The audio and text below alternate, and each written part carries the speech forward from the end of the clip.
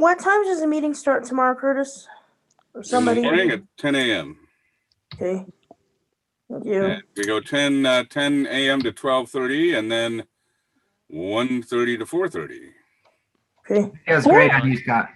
What's that, Kevin? Video's great on you. Is it? Yep. How's my hair look? Beautiful. Oh, thank you. Thank you.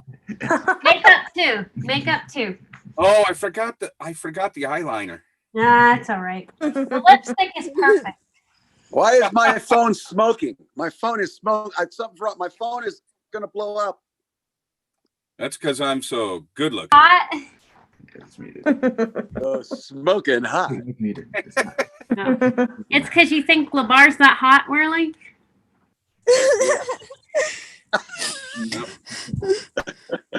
All right. That's funny. Gonna get going here, hopefully in about 5 minutes or so. General session this way. Yeah, exactly.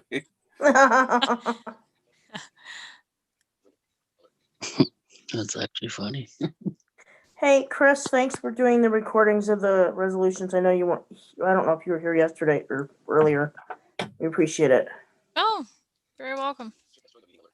I was joking. I did never say anything, but I said, I bet that was in UEB and legalese, huh? All right, so the screen share that I'm doing now is not going to be the right one based on what I'm looking at in the schedule here. Yes, Scott? Not gonna be the right one. What do you mean? Well, it says 2:50 is Oh. when LT comes on. Yeah, well, we're gonna do that after this first panel, and I don't know how long this first panel is gonna take. Okay, so let me. So I'm going to at least get it prepped so that I can just turn on the screen Right. share like right away. Okay. now, how's this audio sounding? Because the way I have to do this when I've got video on is different from how I do it. It is you're just a little you're good, except that you can hear more of the echo stuff that usually you don't hear when you do Oh. this, but it's fine. I mean, it's clear, crisp, not too Okay, much. so this is good. Yeah, All right, Yes. it's That's not better. too loud. yeah. That's good. Okay, great. Thank you.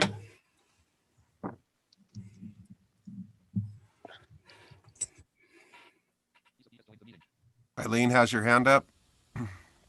Okay, Hi, so- Scott. This is Eileen. I just wonder, I know I have access to this, but can you tell me when my blindness panel will be?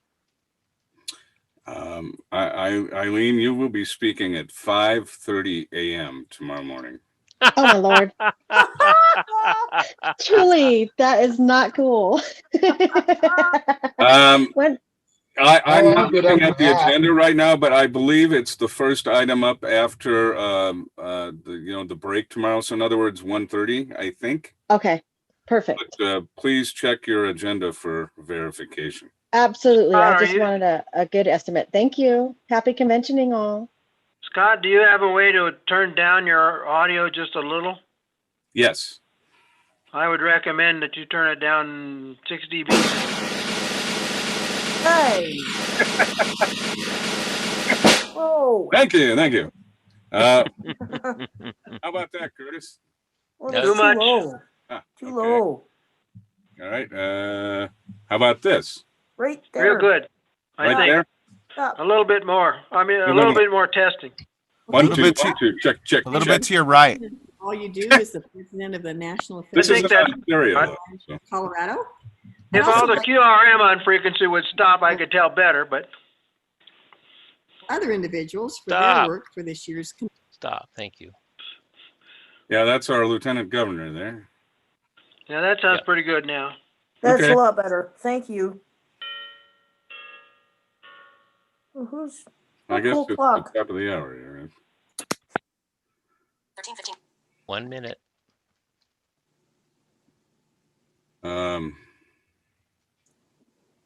Do we have Shauna? Are you here in the room? Hey, Scott, I'm here. Oh, awesome. All right. I'm going to get to you fairly quickly after we get going here. Hi, Patrick Teagarden. Oh, Patrick's here? Yeah, I heard Phew, him come they in. let anybody in this place. Oh, yeah, we have standards. They're just very low. Hello, my friends. Patrick, you can't escape us without us giving you a bad time. Absolutely. I wouldn't think it was you guys, and particularly you and Kevin being sincere if I didn't hear that. So Right.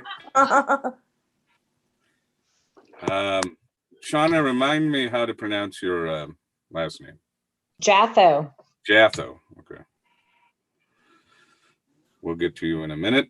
We're just going to wait a minute, folks. Let more people come into the ballroom. Everybody's finishing up their lunch, paying their tabs in the restaurant. Yes, absolutely. Let's give people a minute to get into the ballroom, and then we'll get underway.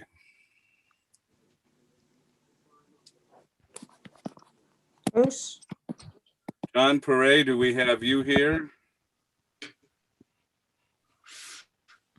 Scott, I am here. Good.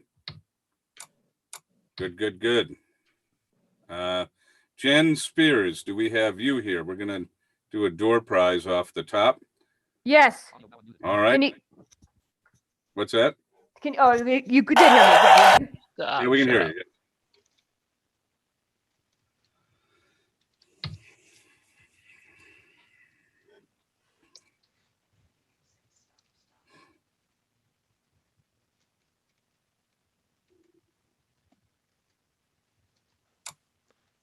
I've never done as many open windows on a computer as I am doing today. Well, if anybody can handle it, you can. Welcome to my world, Curtis, and thank goodness you don't use two monitors. That's right. He does use two headphones, though. Yeah, I do have two. He's got different sound going in each ear. Okay, I retract my statement. Then you're using two monitors. Curtis, do you use a split headset then? No. Oh. You notice you don't hear any jaws, right? Nope. That's because it's piping through a different sound card. Oh, wow. All right, we'll call this session of the National Federation. Oh, yeah,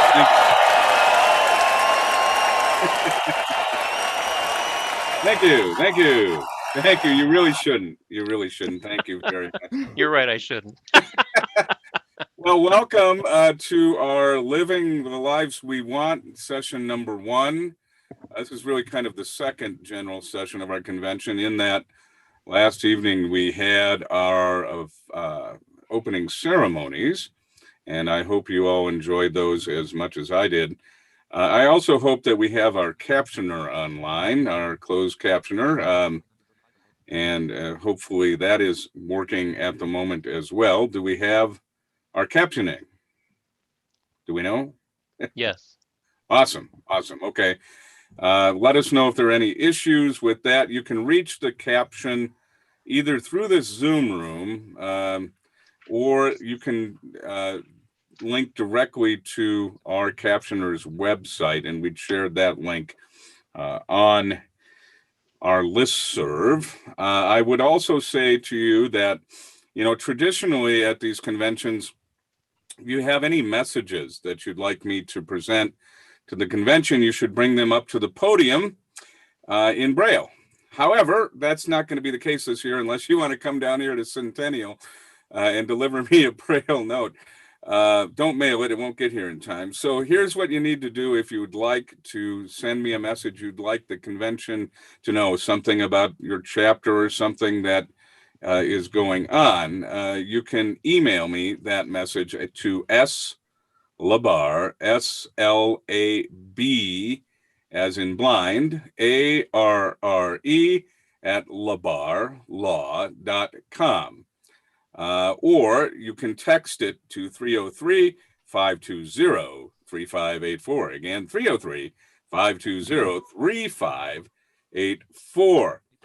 If you are having any problems with the Zoom platform or anything else, we have a help desk. I shouldn't say anything else because we all got problems. So I shouldn't have said anything. Any other convention questions, you can direct those to our help desk at 970-673-6998.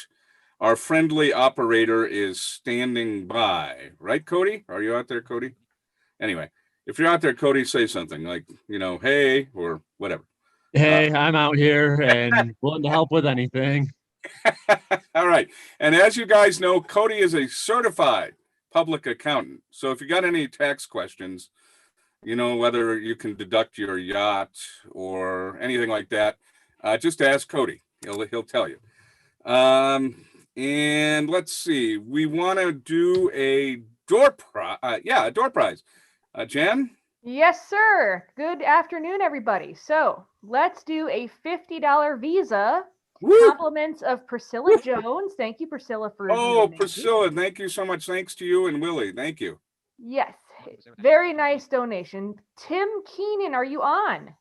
Raise your hand, Tim Keenan. Now, here's what you need to do. You need to raise your hand, which is Alt-Y if you're on Windows, *9 if you've dialed in via a phone, the Control-Shift, I don't know, something else on the Mac. Some Mac person will tell me. In the iPhone app, you just look on basically the bottom of the screen and go into More, I think, and there's a raise hand there. Or, you know what else you can do, Tim, if you are indeed listening? Call 970-673-6998, the help desk, and Cody will let us know if you're there. So we'll give you a few more seconds. Tim, are you out there? Tim is from one of our chapters, isn't he? I thought he was maybe at the center, but I don't think so. No, definitely not the center. Okay. 970-673-6998. If Cody's phone doesn't ring in just a minute, we're going to move on, Tim. You're going to lose $50 donated by Priscilla and Willie Jones of the Aurora chapter. Pretty awesome. All right. Jen, methinks you should draw again. All righty, here we go. Drum roll. Brrr. Bill Ulmer or Ulmer? I'm not sure. Ulmer, yes. Bill Ulmer, are you on, sir? Can raise your hand. Oh, come on. Now you can also try to unmute *6. Good afternoon, everyone. Is this Bill? This is Joe Barella. Oh, Joe.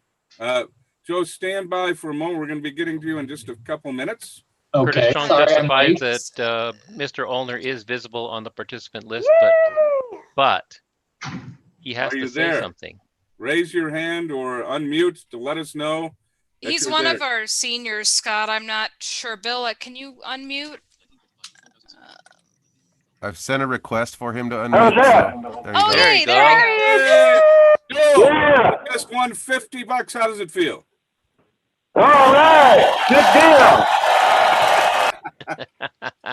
All right. Awesome. Well, we will take care of it and get that gift card to you. Thank you so much for being at our convention, Bill. Oh, you bet. Thank God the NFB's out there for people like us, huh? Amen. Amen. All right. So let's move to some other business. Prior to our breaking out into the exhibit hall, we were going to hear from one of our sponsors, a platinum sponsor, but we were having technical difficulties. So now we're going to hear from Shauna from Vanda Pharmaceuticals for just a couple of minutes. I know many of you were visiting with her in her virtual exhibit booth, but here you go. Shauna, welcome. Thank you, Scott. I so much appreciate this opportunity. I will just take a few minutes with my technical difficulties that I had earlier. I appreciate this. Hello, NFB of Colorado. Happy to be a part of it again this year. This is personally my 5th year to participate. I'm very grateful to be a part of NFB of Colorado. Myself as a clinical nurse educator with Vanda, my role is to increase awareness on the condition Non-24. This condition affects mainly individuals who are totally blind, but also those with limited light perception can still develop Non-24. The 3 main symptoms are difficulty falling asleep at night, difficulty getting a full night's sleep, or difficulty staying awake during the day. You do not have to have all three symptoms. And it's important to note that these symptoms may come and go. This is a defining difference with non-24 to other sleep conditions. It's very cyclical in nature. If you find that your sleep impairments, this erratic sleeping pattern is affecting the quality of your life, and you would like to learn more about non-24, you can reach me directly at 202-538-0396. If I had not had a chance to speak with you during the breakout, I did have the pleasure of speaking with several of you during that time with our virtual breakout session. The benefit of learning more about non-24 is the ability to be able to be set up with what we call our health educators, where they're there to answer any specific questions that you have, any specific sleep struggles that you would like to share, if you would like to have your doctor educated on non-24, because this is a rare condition. There are still many of you who may not have heard of it, or maybe at the time you first learned about non-24 or met me at one of your chapter groups, maybe you weren't suffering with sleep struggles at the time. But if you are now, or you know someone who is struggling, or you'd like your doctor educated, please reach out to me. It's 202-538-0396. Thank you, Scott. I appreciate that opportunity. Well, Shauna, thank you for once again being part of our convention and traveling here all the way from Baton Rouge, Louisiana. There you go. That's right. But you know, most years, folks, Shauna would be with us in person. I think you've made what, the last 4 or 5 conventions? This is my 5th. 5th. Okay, that's tremendous, and we really want to thank Vanda for its sponsorship. This year, when an entity sponsors our convention, they are also a sponsor of our 6 Dash fundraiser, our 5K, well, our virtual 5K. And so we appreciate the help very much. And hopefully next year, Shauna, will be with you here in Lone Tree, Colorado, in person. So in person, definitely. Right. Thank you. Thank you so much. All right, we're going to move to our next agenda item. Some of you may know that the federal vocational rehabilitation program is now 100 years old. It started in 1920 under something called the Smith Act. And this was really as a result of so many veterans coming home from World War I injured and disabled. The notion of establishing a program to get persons with disabilities, handicapped persons, crippled persons, as they were called way back when, getting them back into the workforce with rehabilitation, with training. This was really a new concept in the early part of the 19th century.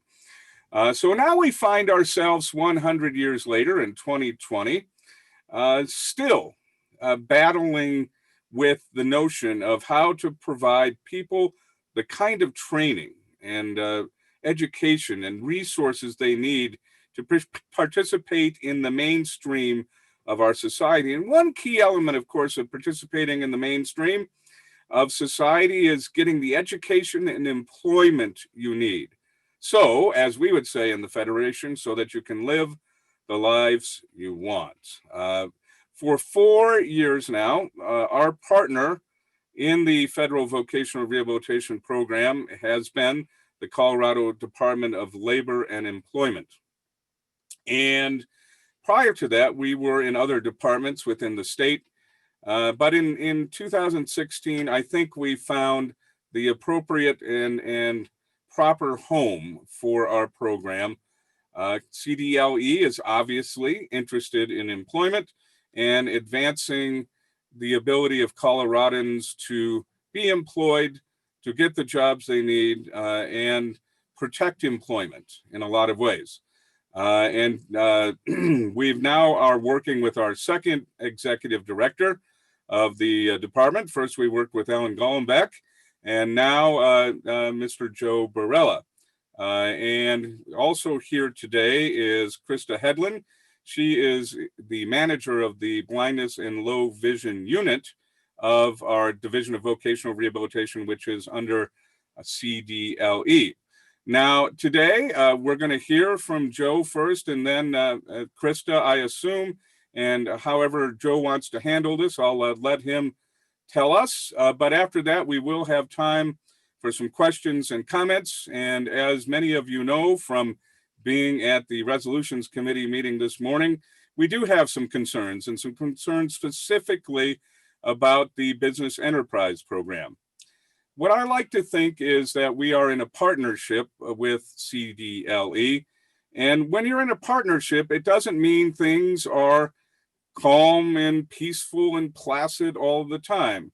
If you think about being in a marriage, you have times, and unless you're in one of those perfect Hollywood marriages, you have times where you have some struggles with your partner and where issues need to be discussed and taken on honestly and frankly, and to move towards a constructive solution. And I think we're going to have some of that discussion today surrounding the Business Enterprise Program.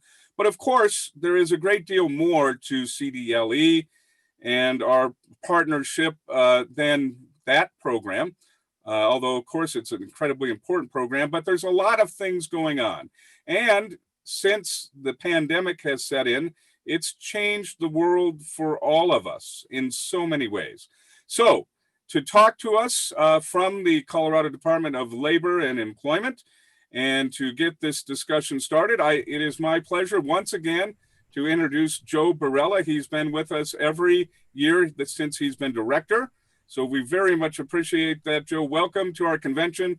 I'm sorry we're not together in person. I'm hoping next year we will be once again.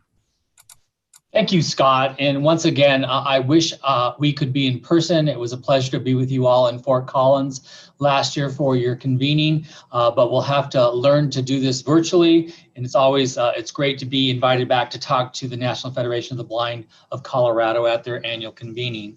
I really want to emphasize what Scott led with is that this does take a partnership. And, you know, when we talk about living the life we want, it involves hard work, dedication, tenacity, partnership, and compromise. And so I think those are all the things that, especially during the times we live in now with the pandemic, that we're going to have to rely on as we move this partnership, the initiatives, the work that has to be done forward. And so I'm going to share some history and highlights of the Division of Vocational Rehabilitation Blind and Low Vision Services Unit, as well as priorities that CDLE is currently working toward.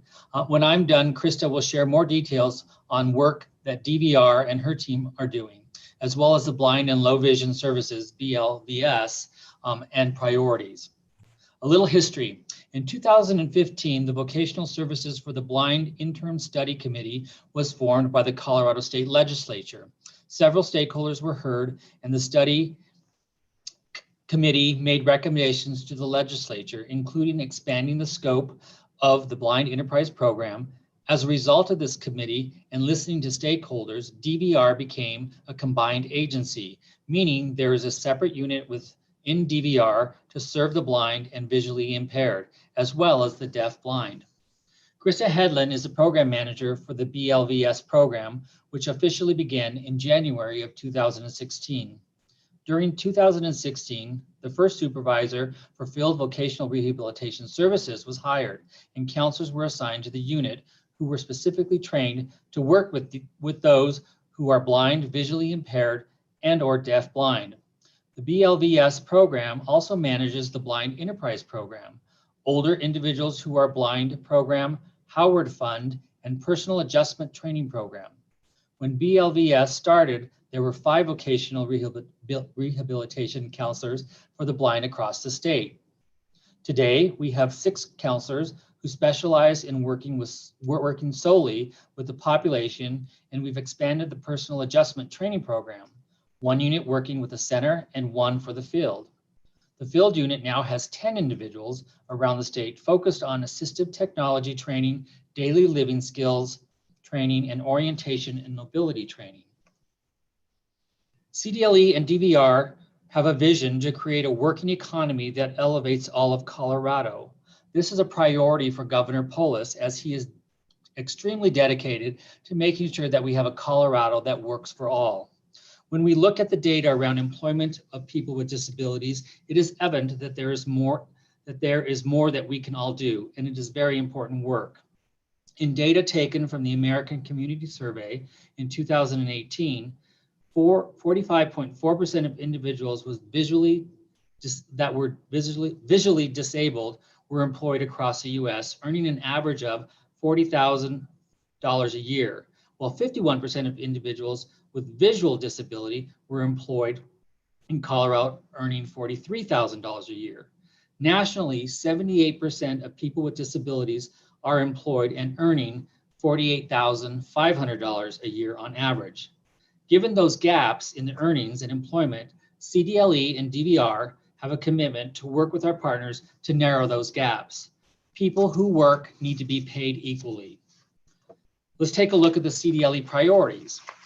Since coming on board to CDLE, we've really focused on 5 priorities. They are model employer, workers prosper, exceptional delivery of services, workers thrive, and a focus on the future of work.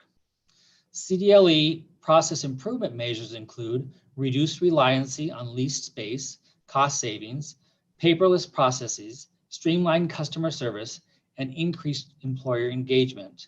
It's so critical that we have our employer community as partners as we try to get everyone that wants to work in Colorado the ability to enter employment. Looking at how we combined with CDLE and workforce development, here are some goals that we focus on. Align state policies and flexible resources to ensure all Coloradans have equitable access to opportunity for quality, lifelong education and training that's connected to the future of work. Increase the awareness of Talent Found Network. This is the network that connects employers, job seekers with not only jobs and talent, but also the skills to be relevant to the future of work. We promote career nimbleness and agility for all Coloradans. It is no longer appropriate for, as we think about going to work, that we have a one and done mentality. Learners and workers need to know that they are going to have to reskill and upskill throughout their tenure or their careers if they want to be meaningfully employed. Strengthening partnerships to address job quality as well as individual and community level issues that impact economic mobility. We need to make sure that all Coloradans have opportunity to move up the economic scale, the ladder, so that they can afford to live in the communities that they call home here in Colorado. I think all of us are aware that the pandemic has rocked our world and has changed the way we operate, need to do business, and how we need to learn what the new normal will be dealing with this virus. Even now, as we go through unprecedented positivity rates, as we wait for our vaccine, and even post-vaccine, what that impact will have on us as workers and community members. I just saw a statistic that during the Great Recession, living without a disability, employment participation took a hit of about 3.4% for people that do not have a disability. For people who had a disability during the Great Recession, it was 12.3% remained or had significant unemployment.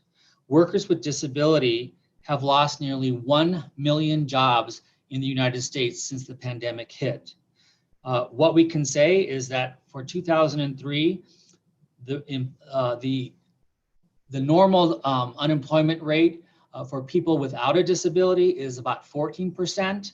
For a person living with a disability, it's 20%. So we know, again, disproportionately, people with disabilities are experiencing the impacts of job loss, reduction in hours, or wage loss harder than those people without disabilities. And we need to make sure that they have adequate access to resources that can help them not only survive the financial impact, but to get them back to work as quickly as possible.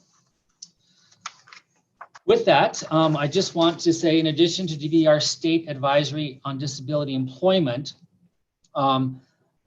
we also work closely with Department of Personnel Administration, the governor and the lieutenant governor, to make sure that we are promoting opportunities for people with disability throughout state government. That's part of what model employer means. We want to make sure that as we ask our private sector business community to embrace the talents that people with disability bring to their workforce, we also have to practice that in state government. So we're excited that we do have initiatives and goals that we increase the diversity of our workforce here at the state of Colorado. I look forward to taking your questions, and as always, thank you for your attention. And I'm going to turn it over to Krista Hedlund, who will talk about DVR and the BLVS accomplishments and priorities. Krista? Hello, thank you, Joe. I too would like to extend my gratitude and thank you all for inviting us to speak today. As Joe mentioned, I am the manager of blind and low vision services within DVR. I really wanted to take this opportunity to reflect on the progress BLVS has made over the past 4 years. I also want to share with you all some of the achievements and challenges within the BLVS unit, including our priorities moving forward. So I'm going to start out with what is my favorite part of this, sharing some data points with you all. As many of you know, and as Joe had mentioned previously, BLVS was established in January of 2016. In an attempt to gauge the progress and the success of the creation of the BLVS unit, I'm going to be presenting data from WIOA program year 2015. So that was prior to the creation of the BLVS unit. And then data from the most recent program year of 2020. For those who are a little bit more well-versed with vocational rehabilitation, you may know that prior to WIOA, we were able to serve individuals who were not seeking employment, but were seeking services to be a successful homemaker. Since the implementation of WIOA, we are no longer able to do that. And to really get an understanding and a better picture of our success, we did remove data related to homemakers just to have a better apples to apples picture. So I just wanted to throw that out there for some folks who might be wondering. So bear with me as I go through these numbers with you all. The first data point is related to the number served. In 2015, DVR served 811 individuals with a visual disability. That number rose to 849 individuals in 2020. While the number of individuals served with a visual disability increased by 4.7%, the number of individuals served in general DVR decreased by 5.9%. Also, just to let you all know, out of those 849 individuals with a visual disability, 569 of those folks were served through the BLVS unit. In 2015, 91 individuals with a visual disability achieved successful employment through DVR. That number rose to 95 individuals in 2020. While the number of individuals with a visual disability achieving successful employment increased by 4.4%, DVR General Services experienced a decrease of successful employment outcomes by 17.8%. Of the 95 individuals with a visual disability that achieved successful employment, 53 of those folks were served in the BLVS unit. Next thing I want to look at is average hourly wage. In 2015, the average hourly wage for individuals with a visual disability served through DVR was $15.95. That rose to $19.10 in 2020. And it rose even more for folks that were served through the BLVS unit to $21.47.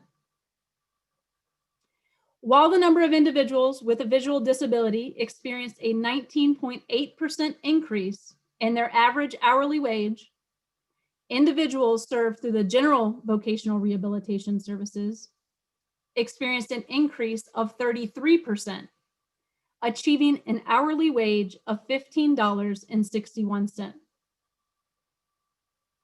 The last data point that I wanted to touch on are the hours worked per week.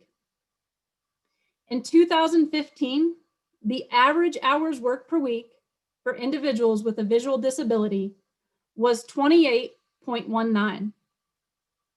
In 2020, the average hours worked per week rose to 31.99. And in the BLVS unit, it was 33.58. While the average number of hours individuals with visual disabilities worked per week increased by 13.5%, the average hours worked per week of all other individuals served through general services increased by 5.6% to 28.11. The data shows a positive projection for the BLVS unit.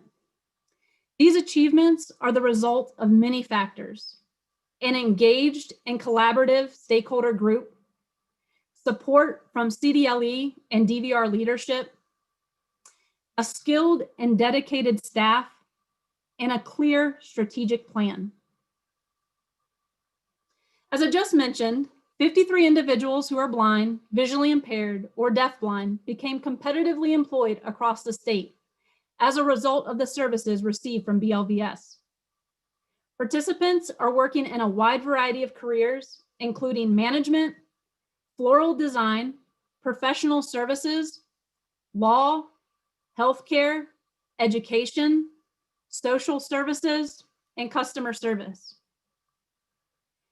In an effort to improve services in rural parts of the state, DVR requested that counselors serving individuals who are blind, low vision, or deafblind engage in specialized training.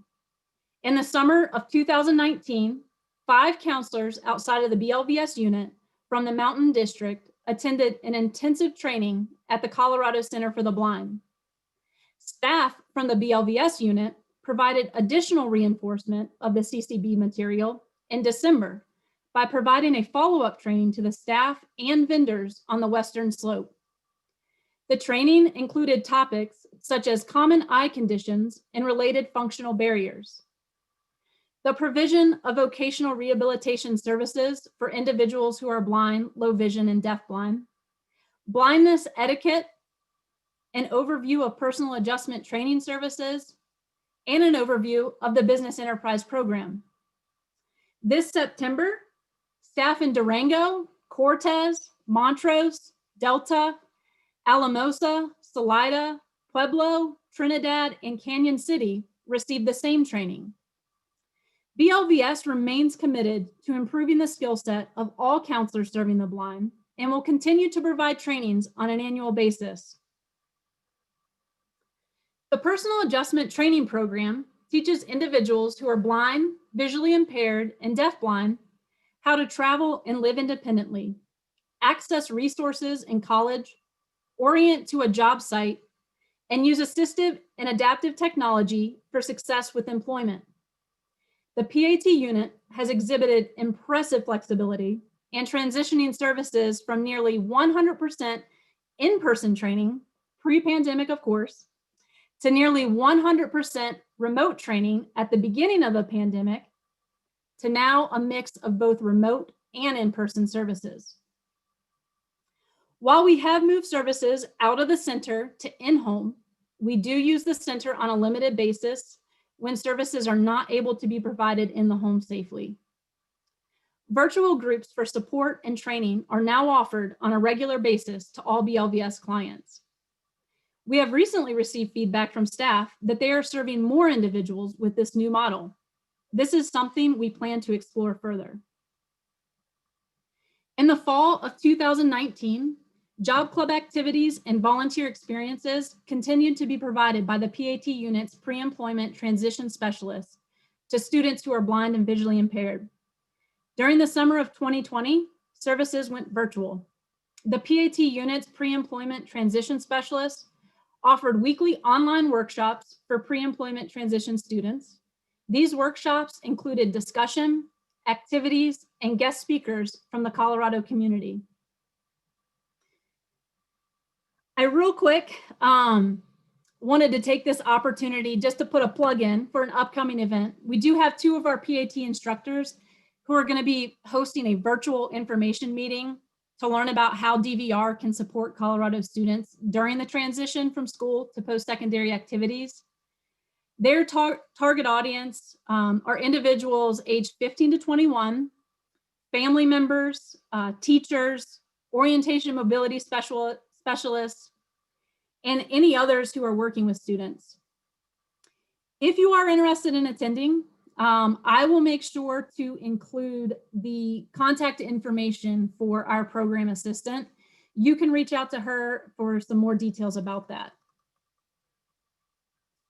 The Business Enterprise Program, BEP, oversees the training and licensing of blind operators and manages the operation of federal, state, and private vending, snack bars, cafeterias, convenience stores, and military dining locations across the state. A priority of the Business Enterprise Program is to ensure that locations provide opportunity for blind operators to earn living incomes and grow their businesses. The Business Enterprise Program currently has 23 licensed blind operators and 3 trainees. The operators work in 26 sites throughout the state. This past year, BEP staff worked in collaboration with the Colorado Elected Committee and the Department of Corrections to expand the program and create 3 new locations in Colorado state and federal prisons. BEP was prepared to move forward until they were notified that the prisons would be closing the doors to visitors due to the pandemic. To date, visitation has not opened, but we continue to monitor the situation and prepare to move forward with future opportunities. On a more successful note, BEP established 2 new locations, Cheyenne Mountain State Park and Byron Rogers Vending Route. Currently, BEP is working with the Citizens Services Center in Colorado Springs to add a 27th site. They plan to open a cafeteria and vending services. While we have experienced success establishing new locations this year, the Business Enterprise Program has been impacted significantly from the pandemic. 8 of the 23 licensed blind operators are out of work due to location closures. We anticipate that some sites may not recover, and others may recover, but in a limited capacity. Innovation and adaptability will be key to addressing the shortfall in revenue and getting folks back to work. For individuals who are blind and visually impaired in Colorado that are the age 55 or older and whose primary goal is to maintain independence in their home, BLVS provides services through contracts with 7 providers across the state.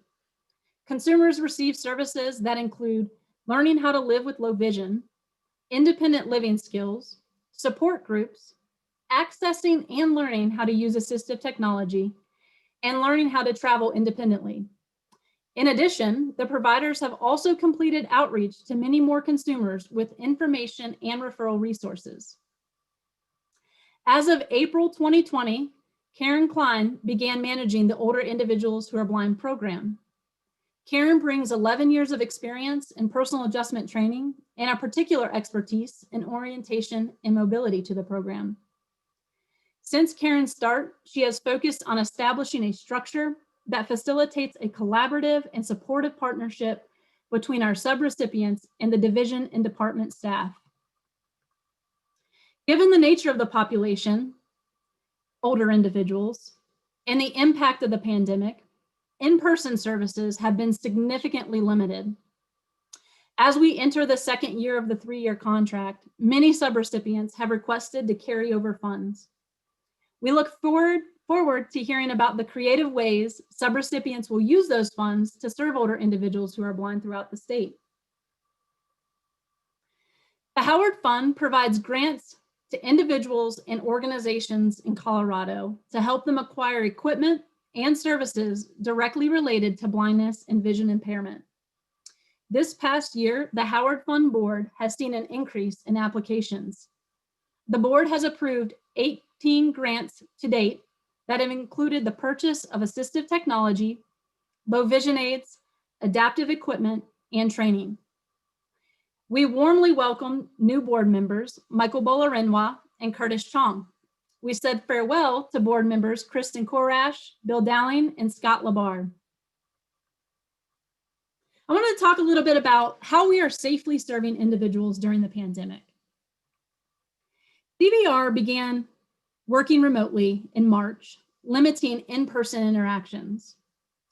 While a significant amount of services have transitioned to a remote platform, a handful of services continue to be provided in person.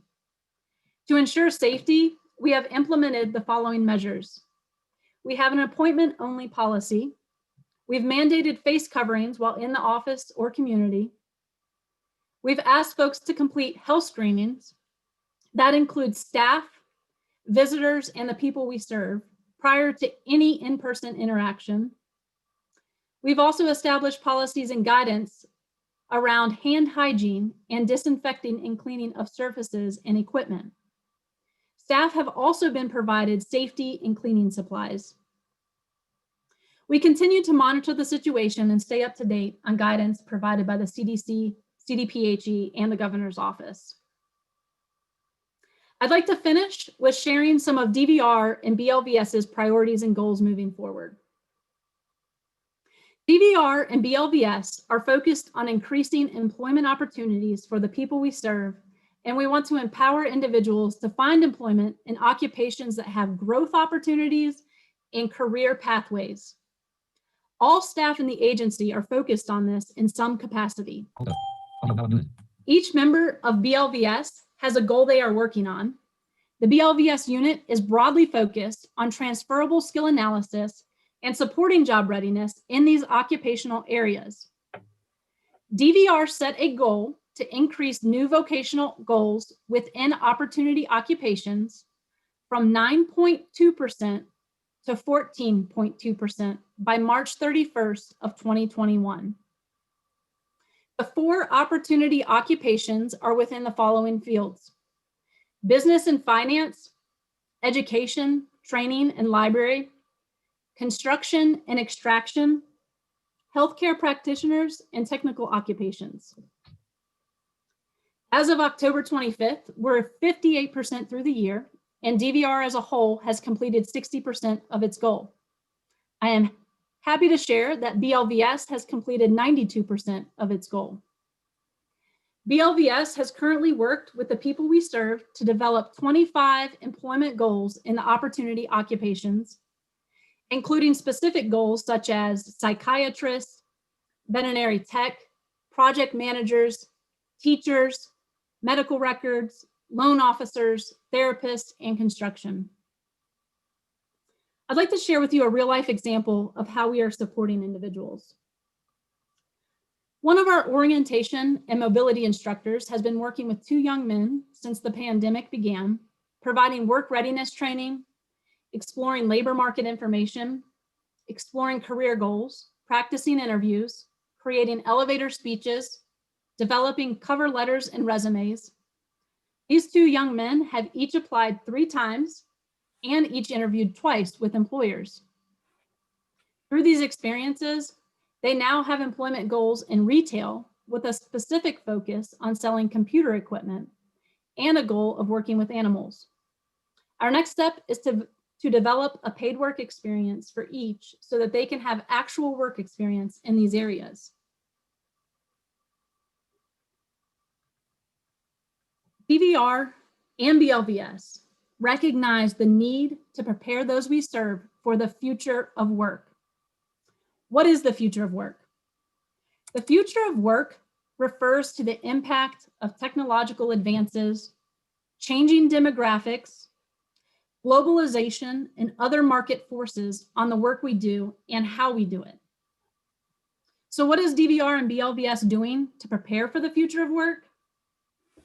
Due to the increasing demands of digital skills in the workplace and an increasing number of individuals seeking assistive technology training, the Personal Adjustment Training Unit converted a daily living skills instructor position to an assistive technology teacher position. We now have 4 AT instructors throughout the state. A work group is currently assessing the manner in which services are provided through PAT to determine if the current structure can meet the needs of the future of work. We have created curriculum, most recently, specific to preparing individuals with visual disabilities for remote work. Individuals learn about platforms like Zoom, video conferencing etiquette, and interviewing via video conferencing. The Business Relations Unit has also played a significant role. They keep staff updated on labor market information and most recently, the impact of COVID on the labor market. They continue working to develop relationships with employers in opportunity occupations in an effort to provide job leads to the people we serve. And we have recently connected the Business Enterprise Program folks to our BEP program. It is our hope that through the development of a strong partnership, the Business Relations Unit will provide information and support that will lead the BEP program to creating sustainable and profitable future locations. Before concluding my presentation, I wanted to let you all know that if you do have any questions or if you're interested in any of the services that we do provide, again, I'm going to provide our program assistance information in the chat. Her name is Anna Hartzog. Please feel free to reach out to her with any of those questions and she can get you connected to the right folks. With that, I am done. Thank you all. All right, well, thank you, Joe and Krista. And in a moment, I'm going to recognize some folks who've already told me they wanted to ask some questions and make some comments. I want to say in general that I think, what we did in 2015 to call for the interim study committee to study the employment and vocational needs of the blind was exactly the right thing to do. And the reforms that we called for were also the right thing to do. I think the data that you provided regarding how BLVS has changed for the better, the employment status of blind people in Colorado is exactly what we predicted and what we thought would be the result because of specialized services for the blind. So I want to salute you for those accomplishments and want to thank you and the department for the commitment to improving the work prospects, the employment prospects for blind people. I'm also glad to hear that you really are thinking about the future of work. And I think we had to be considering this even before the pandemic, but I believe the pandemic has only accelerated the need to continue innovating, to continue rethinking about what our employment goals and prospects should be. I think there's a lot of opportunity out there. And so I'm glad that you're considering that. We look forward to continuing working with you in these areas because of it. It's still, even after 100 years of a federal vocational rehabilitation program, and even after 30 years of the Americans with Disabilities Act, there's still way too many blind people who either are unemployed or underemployed. And that's something we just simply have to change. So thank you for all of that. Now, one of the most successful, if not the most successful employment program for blind people has been the Randolph-Shepard program, which has been in existence since 1936. And the Randolph-Shepard program, like everything else, is going through a whirlwind of change and is being devastated right now by the pandemic. But we know that's going to change. But as you indicated in your remarks, Krista, we've got to be ready for the change because some of the traditional locations, some of the locations that we've had are not going to come back fully or are going to come back in a different way. And we have to be ready for that. That's also why we had the current Lieutenant Governor, Diane Primavera, carry a bill in 2016 which was House Bill 16-1048, which called for the innovation of the Randolph-Shepherd program here in Colorado. And I'm glad to hear that you were expanding the program at the time the pandemic set in into the Department of Corrections. But it is my belief that there's a lot more that could be done with the results of 1048 to innovate the program. And we got to work together on that. Now, I have been practicing law for 27 years. One of the very first cases I took coming out of law school was a Randolph-Shepherd case. I've been involved in Randolph-Shepherd cases ever since, to one degree or another. I've been all the way to appellate courts, federal appellate courts, arguing for blind vendors. I've served on federal arbitration panels. I've done all kinds of work in this area. I've literally worked with hundreds of blind vendors over the span of my career. And I can say that my observation is there is one critical element that separates whether or not an individual BEP program in any given state is successful or not. And that element is the relationship between blind vendors as represented by the elected committee of blind vendors, operators, managers, whatever you want to call the blind men and women who work in the Randolph-Shepherd program. It is critical that the operators and the state licensing agency, DVR in this case, and specifically BLVS, it is critical that those two entities work together and collaborate to the greatest extent possible. When programs get mired in various disputes, and it is always felt that neither side has the other side's best interests at heart, programs fail. And I think based on what I have been able to discern from recent events, that there is a critical point we have reached here in Colorado to determine whether we can continue moving forward in a constructive way or whether or not this relationship will become more adversarial. I hope not the latter. As you know, Joe and Krista, the National Federation of the Blind of Colorado is made up of many local chapters and many special interest divisions. One of our divisions in the state is our Colorado Association of Blind Merchants, which represents the interests of our BEP operators in the state. We obviously are concerned about what has been going on. And we, as I mentioned earlier, we have a resolution regarding BEP. It's a very long resolution, so we're not going to read it and pass it today.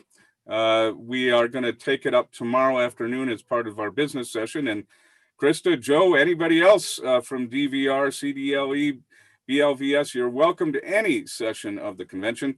But you will be receiving a copy of that resolution, assuming, of course, that it passes. It's got to get a majority vote of members that are registered to vote in at the convention. All right, so enough of my speech making. I'm going to now turn to some folks that have questions or comments. To this group of folks, I want to say the following.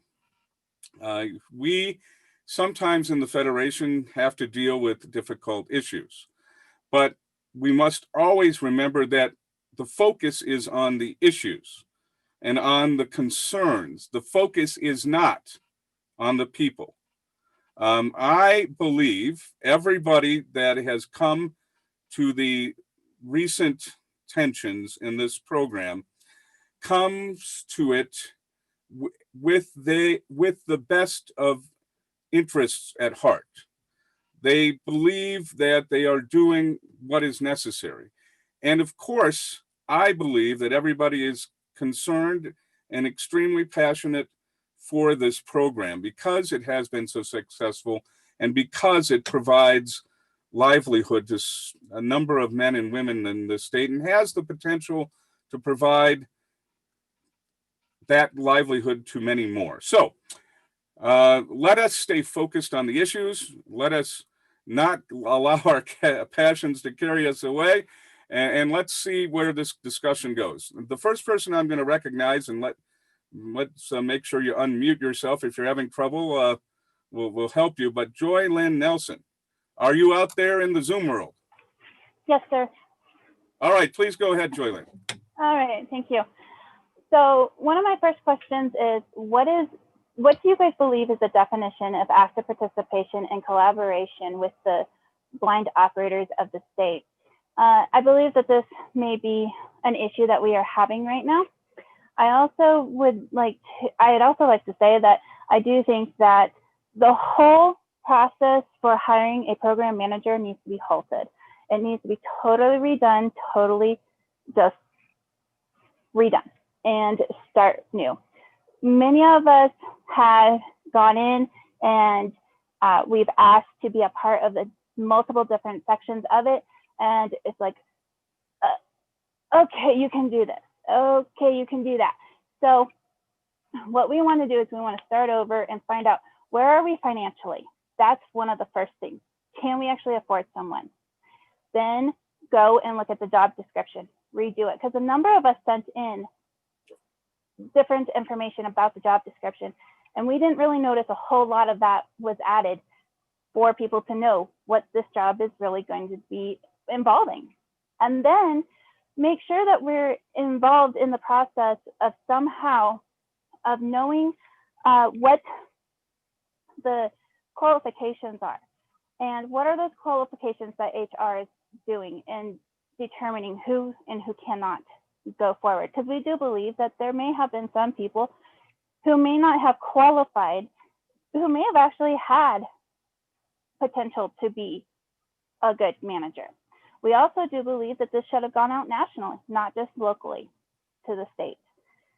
Also, when it comes to hiring and interview process, we need to make sure that the elected committee or operators are involved in the hiring process, and we should have a good majority vote in who is going to be our program manager.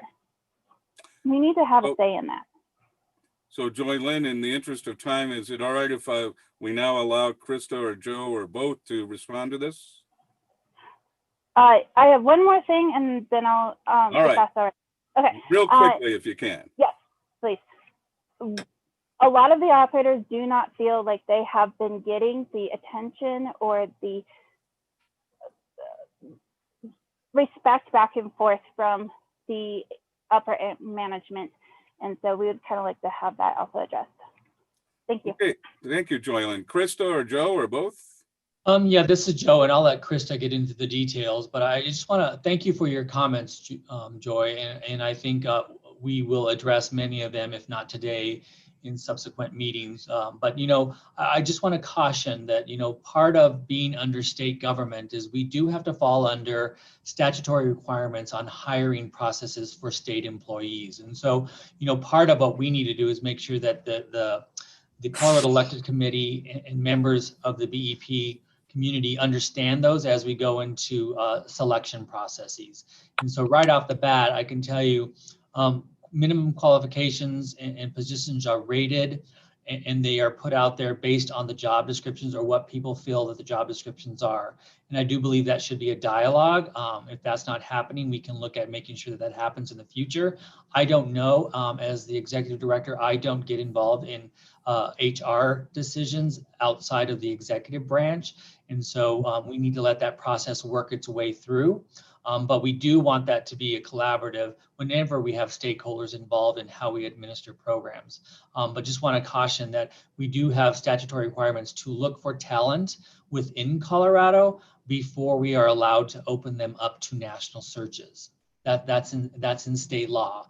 And so I'm going to turn it over to Krista. So maybe if not today, she can make sure that we address some of these questions to you in writing. I do apologize. I had a hard stop at 3. I will stay on till about 3:05 to take other questions. Well, thank you, Joe, for that. And because you might be stepping out in a few minutes, we thank you for being here. And we, of course, are recording this session, so you'll be able to catch up on the rest of it, and we will most definitely continue this dialogue beyond this afternoon. Yeah, and I just want to assure that, as we go through the partnership, if there's things that we need to hear and listen to you, I want to create opportunities for you to do that in a collaborative and partnership manner so that we can see, again, I think our intent is how do we move this program into the future with the conditions that we have today? And so looking at how we can make operators as well as the administration structure for the BEP program work in Colorado so that everyone has an opportunity to thrive. And so I'll stay on as long as I can, Scott, but look forward to continuing the dialogue with the people involved, the business, the elected committee, definitely. Well, thank you, Joe. And we'll now turn it over to Krista for her response to Joy Lynn's questions and comments. I just have two things that I wanted to share. One, I would agree with Joe that I think it would be really helpful for us to sit down with folks in the BEP program and have a conversation about what that hiring process looks like from an HR standpoint. And then the other thing that I just wanted to share is we did receive a grievance and an appeal, and that process has been initiated. And so I do want to honor that process, and I won't be able to, speak to the details in this public forum right now. So I just wanted to let you know that. And I appreciate that. As a lawyer, Krista, I know very well the legal requirements, and technically, the process for the moment is over because they've, as I understand it, filed a grievance. You responded to it. The ball would be in their court, but until another level of appeal is filed, technically speaking, there is nothing going on right now. Could there be another appeal filed? I suppose there could be. However, regardless of the technicalities surrounding the complaint process, nothing, of course, prohibits any of us from speaking about some of the general principles and issues involved here. So anyway, that would be my thoughts on that particular issue. Next up, I have Nate Hecker. Nate, are you out there? Yes, I am. You have the floor, sir. Awesome. All right. Well, first I wanted to say thanks for the speakers being here, listening to our questions. Joy Lynn touched a lot of it. I'm just going to, I think, grab one of her comments and just kind of dig into that one a little bit more. So basically, from the beginning of the hiring process, the blind vendors fought tooth and nail for a seat at the table where the hiring decisions for the BEP program manager would be made. We pay the salary for this position. It comes right out of our set aside, and throughout our program history, outside of this pandemic, we have never received any dollars from the state to help support our program. Despite our vested interest and the law of active participation, our participation in this hiring process was given no more weight than the stakeholders in the blindness community itself. We basically begged to be involved in the hiring process in the final interview, and even if it meant just observing without a vote, we do not consider this to be active participation in any way, shape, or form. It blatantly violates the spirit of the Randolph-Shepard Act. So my question would be, why did CDLE refuse to include blind vendors in the final interview process? Krista or Joe, if you're still out there. Again, I'm just going to go back to what I shared before, that, we received the appeal and the grievance addressing these concerns. And we're following that process. All right. Well, let me put a general question to you then that isn't specifically related to this instance. You, of course, are aware of the fact that the Randolph-Shepard Act and its implementing regulations include the mandate of active participation.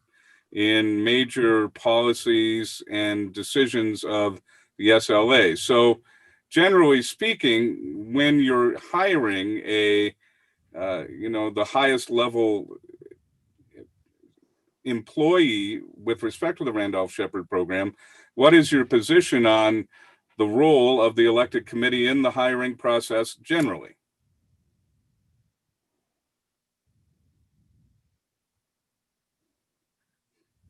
Yeah, Scott, this is Joe. I'm still on the line. I do have to get off, but I do think we needed to make sure what I'm finding out, because I was brought into this earlier on this week from some of the committee that sent me a letter, but also I was given the response and actually the appeal.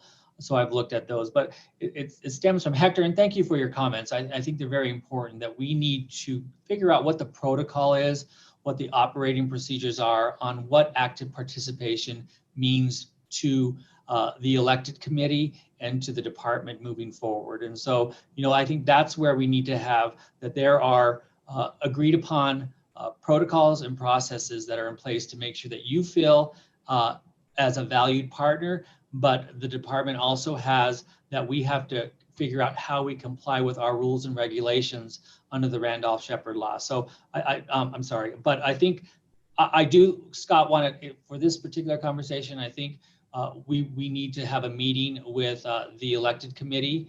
You're welcome to join that if you'd like, but figure out how we move forward from this. We will.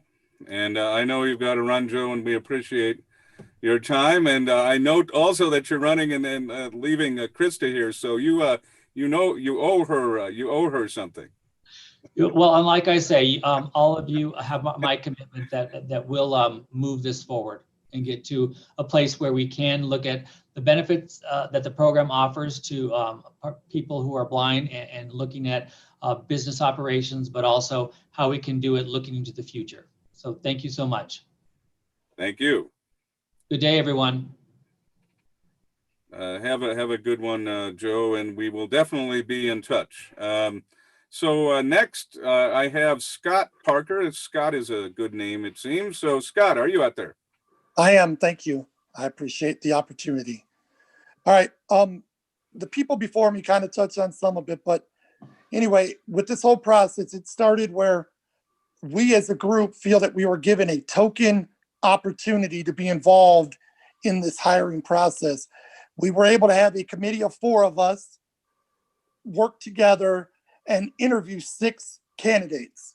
After the interview process was done, all 4 of them were unanimous in their decision that we need to repost this job because none of the 6 candidates showed any business sense and would harm the program, not take it further. That was relayed to the people above. We were denied that opportunity to repost the job, and they moved forward with 3 candidates and left us out. We were very upset with that. We are a united 23. All 23 of us are very upset with this process. In the past, DVR has hired outside the state, such as an assistive technology person in the Springs, a manager in Fort Morgan. There have been other opportunities. So my question is, what determines whether a job has to stay in state or can be posted out of state for better opportunity for qualified applicants? And second, who determines and how is it determined that a group of potential applicants are even qualified? That's the biggest issue I have. Thank you. Okay, those seem to be general questions, Krista. Really, you should be able to answer regardless of the appeal that was taken. So go ahead, Krista. Hi, I too need to leave. I actually have a 3 o'clock that I am late for and getting reminded that I'm late for. I just want to reiterate, what Joe said, where I think that we need to continue this conversation. And I think it's important that we come together to talk about this hiring process and make sure we're all on the same page about it. And we are more than happy to take this offline and create a meeting to do that. So I will definitely touch base with Joe and try to facilitate that. I do want to thank you for your time today, though, and I apologize. I think I went a little too long in my speech, but I do appreciate your time today. You all have a great day and an awesome weekend. Thank you. Well, of course, we appreciate you being here. I'm disappointed that both of you are leaving. This is the largest organization of people with disabilities in the state. And from previous conventions, the pattern and how these things go. So I'm disappointed that you didn't allot more time. And of course, the appearances that are being made here are not helpful. That it seems, folks are leaving and prioritizing other matters when there really was notice that this is incredibly important. So I'm sorry that you're leaving, Krista. We will continue to be optimistic that we can move forward in a constructive way. But the National Federation of the Blind has existed for 80 years, and at times we've had to be more confrontational and assert our rights more fiercely than others. We have not forgotten how to do that. Thank you. I know Pippi and Jessica and Gary, you wanted the floor and wanted to ask questions. That ability appears to be no longer here, but I will recognize you because we have a few minutes. If you wanted to make some comments, the other thing we could do is relate those comments to tomorrow when we discuss the resolution, but I will give you the opportunity. So Pippi? My question was directed directly towards Joe and Krista, so I will wait on that, but I am happy to speak tomorrow when we do the resolutions. Thank you. And I would encourage you, Pippi and Jessica and Gary, to write your questions down so we don't forget them, because this conversation we just had with DVR and CDLE and BLVS is a start. It is certainly not the end of this process, at least from my perspective. And anyway, Jessica, you are next. Sure. I just really quickly wanted to mention that it's very unfortunate and indicative of the kind of lip service that we've been getting from CDLE and BLVS that both Joe Barella and Krista Hedlund just both left.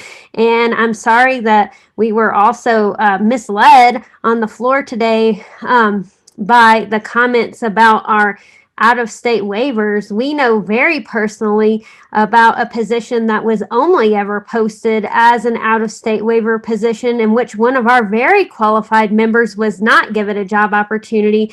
And so I'm very excited and passionate about moving forward. I'm happy to speak tomorrow. I'm happy to help organize another interim study committee if that's what's needed to happen to make sure that we have an active seat at the table in our business enterprise program decisions. I agree with that, Jessica. I mean, what is the old saying? Sometimes actions speak louder than words. Gary Nelson, would you like the floor? Yes, just for a minute here, Scott. Thank you. It is unfortunate, and I agree with everything and everybody that the operators are saying. And mine here is more of just a comment to bring people up to speed on the latest development as of this morning. And so it's just a quick thing, but I just wanted to say thank you for recognizing me. But this systemic lack of consideration and participation has only intensified and worsened as of this morning. Additionally to everything that accurately has been stated, Krista Hedlund informed the committee leadership of a few hours ago that on Monday, Augusta Klimek, who is the manager of policy planning and continuous improvement in DVR, she asked Krista if any changes or edits need to be done to the BEP state rules. And that's concerning. Krista was aware of this on Monday and has provided 3 items of rule change to Augusta for her report to a Rules Oversight Committee, all unbeknownst to us. This policy search is due today, Friday. Again, we are token of information without participation, and this is a blatant disregard to the legal and the spirit of the Code of Federal Regulations, the Randolph-Shepard Act, and this must not only immediately but imminently be resolved by CDLE. And so that's as of this morning. And so I just wanted to make a comment so people are up to speed. Thank you, Scott. Well, thank you very much, Gary. And that is obviously of great concern. Any process like changes to your rules and regulations under the Randolph-Shepard Act should be a process that's deliberately and carefully considered, and of course include active participation to the highest degree. You can have some arguments about hiring decisions and the various roles of the state agency as opposed to the elected committee, but certainly something as fundamental as the rules of the road, if you will, that's something where active participation must be honored and must be considered. And it sounds like it's not the case here. Of course, we're going to have to dig into this and find out what this really means and what rules changes they're considering and all of these kinds of things. But when you add that bit of information to everything else that has been accumulated here, it is very concerning. There is one thing that I do know, and that is the National Federation of the Blind of Colorado will stand behind the blind vendors of this state. We always have, we always will. And that is not changing. So Worley, I want to thank you for your wondering. leadership. I just want to thank you for your lead. No. I got nothing except I have nothing. You guys are wonderful. I want to thank you for your leadership. I think that was an outstanding. And I also want to beg the appreciation of our affiliate and our brothers and sisters across the state. This is not germane maybe to your life this time, but we support each other. You guys have always had our back. Blessings and thank you. And Scott, your leadership and the way you handle this discussion is vintage, the way we do it in the National Federation of the Blind. I agree. Thank you. That means a lot. And as I say, one of the very first cases I got involved with coming out of law school was a Randolph-Shepard case. And this program means a lot to me. And it has helped so many blind people. And even though, the nature of the program has shifted so dramatically and times are changing in so many ways, I still believe this program has the ability to bring meaningful employment, high-level employment to blind people. So we will fight for it. This is only the beginning.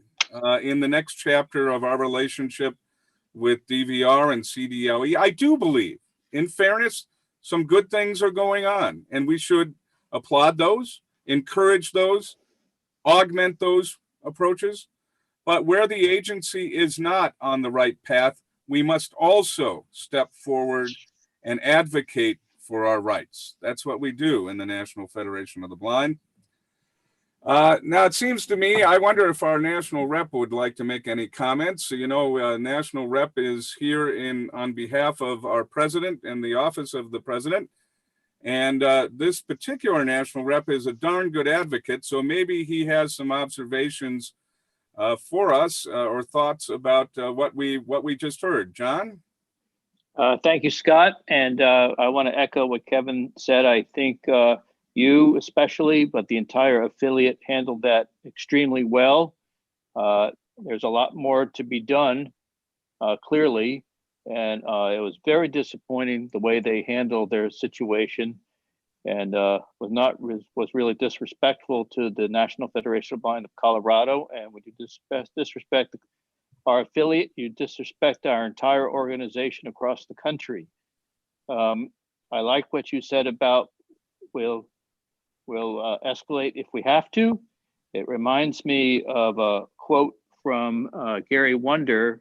It's only a sentence. I thought I'll read it. This has to do more with websites, but it's, I think, applicable in this situation. He says that the way we deal with a company that is obstinate is different from the way that we deal with a company that is ignorant. One requires confrontation and the other requires education. I think today you did a great job doing the education. Let's see if it has to be stepped up to confrontation. So, but I was pleased to be a part of that advocacy that I witnessed today. Well, thank you, John. And that was a perfect quote. It really was. And as I indicated to Joe and Krista, even though, things have been peaceful for quite a while, we have not lost our ability to take on the confrontation when we need to. We will do it to the extent necessary. The thing is, we have been around for 80 years. These folks that occupy their current positions have not. All right, enough said on this topic, I think. And I think we have now come to the place where we've earned ourselves a really nice door prize. At least I feel that way. I also feel like I need to go to the bar, but unfortunately the hotel bar is closed right now. So Jen, are you there? I am here. Can you hear me? Oh, I can hear you very well. Give us a big door prize. Yes. So I have a mini box of treats from La Bella Baskets / Spirit of Giving. I can put that in the chat if people would like. And it's got a brownie. It's got some cookies, some yummy pretzels. It's a nice little box. That all sounds good, but you got any money? I can throw in a $25 Visa. Oh, now you're talking my language. Let's do that. Yep. Some goodies for the tummy and some cash for the walk. All righty. Lay it on us. Dea Villa? Dea, are you here? I wonder if she's one of our high school students, part of CABS. In fact, she's on the board of CABS. I can't, maybe is she secretary? Maybe. I don't remember. But anyway, she is a member of CABS, goes to the Denver School for Science and Technology. She is a wonderful young woman. Are you out there, Dea? Raise your hand, girl. She might be in school still. I don't know. School? I'm not seeing her. I think she's in school, Scott. Oh, Dea, poor Dea. Maybe later on. All right, let's do another name. All right, another name. How about, drum roll, Chance? Oh, Curtis, hold on. Let's do this right. How about a drum roll? We caught Curtis. He's either sleeping or just in another window. All right, give us a name. We'll do it next time. Curtis, be ready next time to drum roll. Chance Tyler. Are you here? You took a chance and you won. Chance.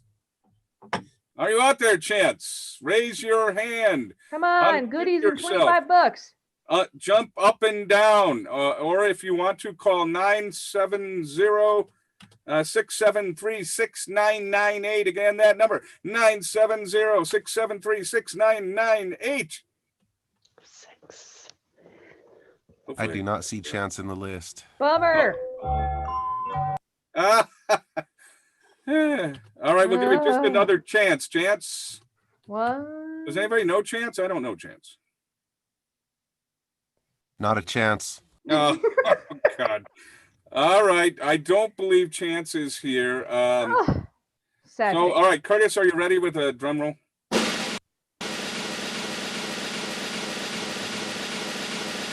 Tom Anderson, are you watching? Anderson, are you out there, Tom? Raise your hand. Come on, Unmute Tom. yourself. Tom.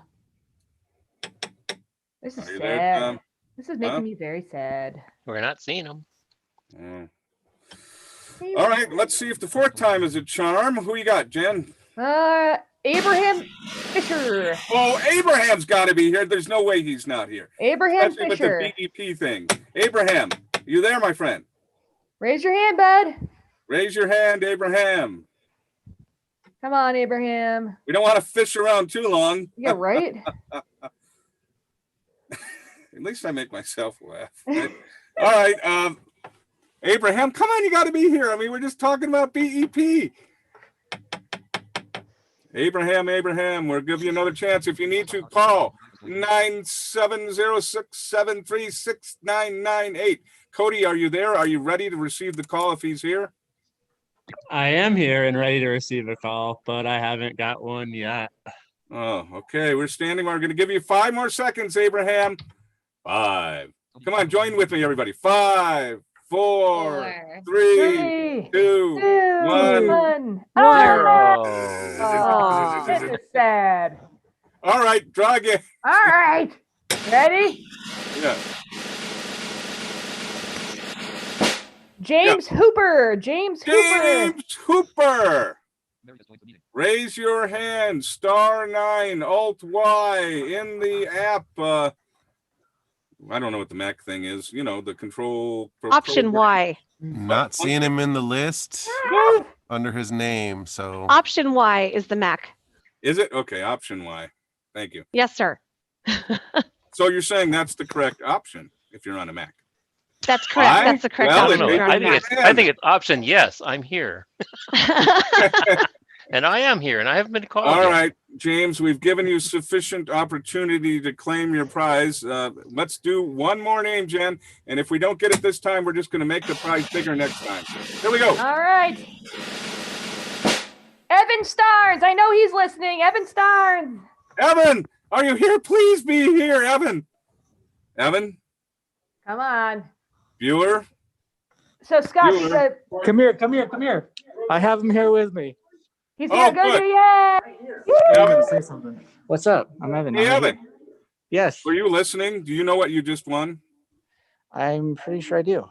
Okay, well, tell us. It was the snack thing from the Spirit of Giving. Yes. And $25. You're a winner. We've got a winner. Sweet. Let's hear it from the crowd. That is awesome. Come on, crowd. I wasn't expecting that. Beautiful. All right. Well, congratulations, Evan. If you guys can mute now, that'd be awesome. By the way, as I understand it, at CCB, we have various pods of people listening. I don't know how many different pods there are. Julie will tell us later. But, you know, whatever number of people we've got in the room that you see in the participant list, we have many more people because we got several different listening pods going on throughout the state. So I just want to let people know that. All right. Let me see where we are here. Senator Jesse Danielson, are you in the room yet? Yes, I'm here. Can you hear me? Yes, Jesse, you're coming through loud and clear. We want to welcome you. Now, what I thought I would do, tell me if this is okay with you, Jesse. I don't know your schedule. But we do have some remarks from the Lieutenant Governor that are 5 or 6 minutes long on a video. And I thought if you have the time, it would be good for us to hear that with you. And then we would return to your remarks. Does that make sense? That'd be fine with me. I have to go at 5 to 4. 5 to 4. So, oh yes, we have plenty of time to do this if you don't mind. It's right now 3:28 by my watch. Perfect. So yes, I think we can do this easily. All right, so Curtis, I don't know if you have that ready. I kind of threw a curveball at Curtis here, but he's, you know. Can you do it right now, Curtis, or should we do it after Jesse? He's looking. I think he's got it. Give him another second. I'm doing it. I just turned on the video. All right, here we go. Here's our Lieutenant Governor, Diane Primavera. Thank you, Scott, for that kind introduction and for all you do as the president of the National Federation for the Blind of Colorado. I'd also like to take this opportunity to thank several other individuals for their work for this year's convention and their support of the National Federation of the Blind of Colorado also. Diane McGeorge, who I've known for a long time, since founding the Colorado Center of the Blind, she has continued to passionately support a positive philosophy of blindness. And my friend Julie Deeden, the current director of the Colorado Center of the Blind, who I've had the pleasure to work with on several occasions and with lots of issues. And Jessica Beecham, blind star entrepreneur, athlete, and first vice president of National Federation of the Blind of Colorado. And Joe Barella, executive director of the Colorado Department of Labor and Employment, which includes the Division of Vocational Rehabilitation. I would also like to recognize all the hard work and creativity that has gone into making this year's National Federation of the Blind of Colorado State Convention and third annual 6.dash fundraiser run possible, particularly in the face of COVID-19 restrictions.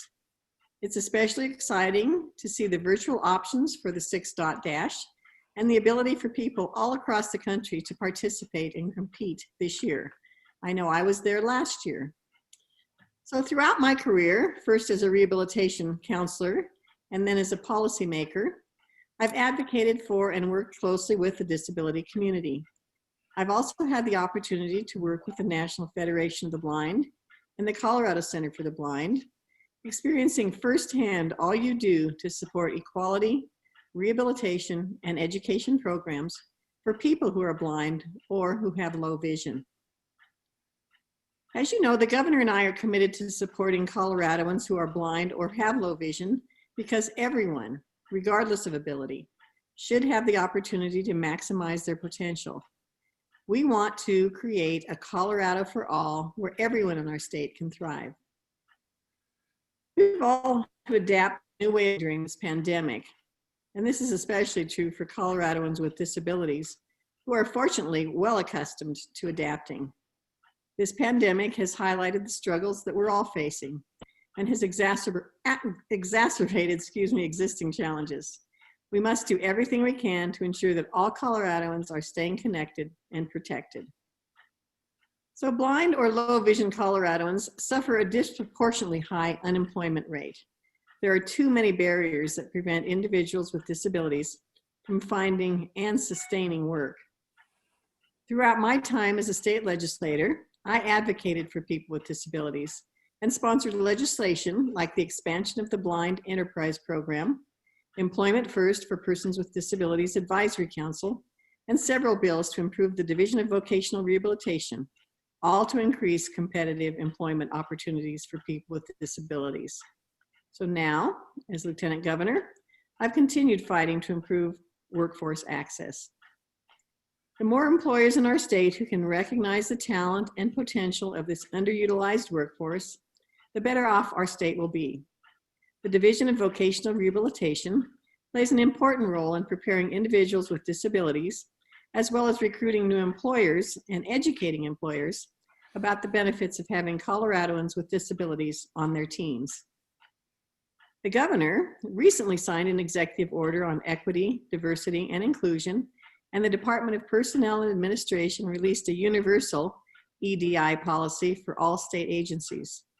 Our commitment to a diverse state workforce includes people with all disabilities, and we hope that the state can become a model employer. Giving individuals the support that they need to succeed in their careers not only increases their ability to be self-reliant, but it encourages and empowers them to contribute to our communities, to our economy, and to our state. This makes our society richer and more diverse. Representation matters. Inclusive employment increases the day-to-day visibility of individuals with disabilities, which helps to remove stigma and promote inclusion. So let me talk about a Colorado for all. Since day one, this administration has been committed to lowering the cost of healthcare for all Coloradoans. Over the last 7 months of this pandemic, the urgency of providing accessible and affordable health care has been even greater. Utilizing technology, we've been able to bring medical care to meet Coloradoans where they are. Telemedicine allows all Coloradoans to more conveniently receive the treatment that they need without the fear of exposure to the virus. And many Coloradoans aren't just utilizing these services for their physical medical needs, but also for their behavioral health care. So I've made it my mission to make sure that every Coloradoan, no matter who they are or where they live in our state, has access to quality, affordable health care. Americans are burdened by the high cost of healthcare, but this burden can be especially heavy for individuals with disabilities. We've continued to strengthen Colorado's Medicaid program, and this year, Governor Polis signed the bill to extend the Medicaid buy-in for working adults with disabilities beyond age 65. So people don't have to retire and become impoverished just because they lived past an arbitrary age. I'm proud of the progress that Colorado has made thus far, and as the director of the Office of Saving People Money on Healthcare, we are continuing to work to find ways to save people money and expand access to healthcare in Colorado, and we're just getting started. So about broadband, this pandemic has only further emphasized the importance of broadband access for everyone in our state. Whether we're using the internet to work from home or connect to our healthcare provider, a reliable broadband connection is essential. For many Coloradoans with disabilities, broadband means greater connection and access to services. So we remain committed to expand broadband to every home and every business in our state. So let me conclude by saying there's still plenty of work left to do, and with partners like the National Federation of the Blind Colorado, I know we can do it together.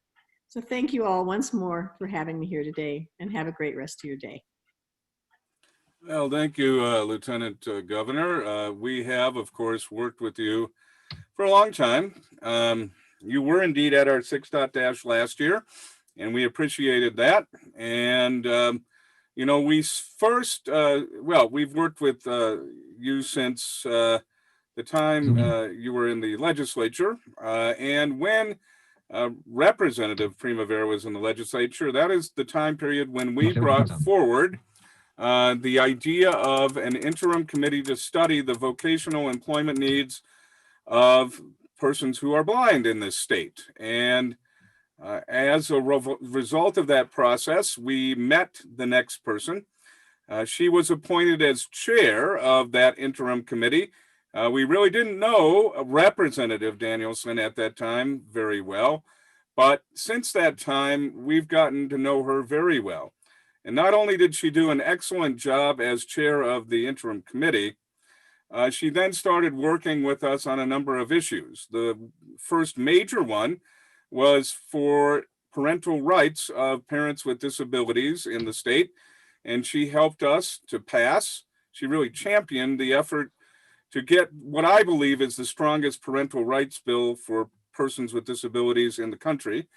That was the first thing. And then last year, worked with us to expand voting rights for voters with disabilities. And many of us during this election cycle, Senator Danielson, have been using that process to mark our ballots. Yeah. And we got a lot, yeah. Absolutely. And so we are just so delighted that you are here and that you're at our convention again.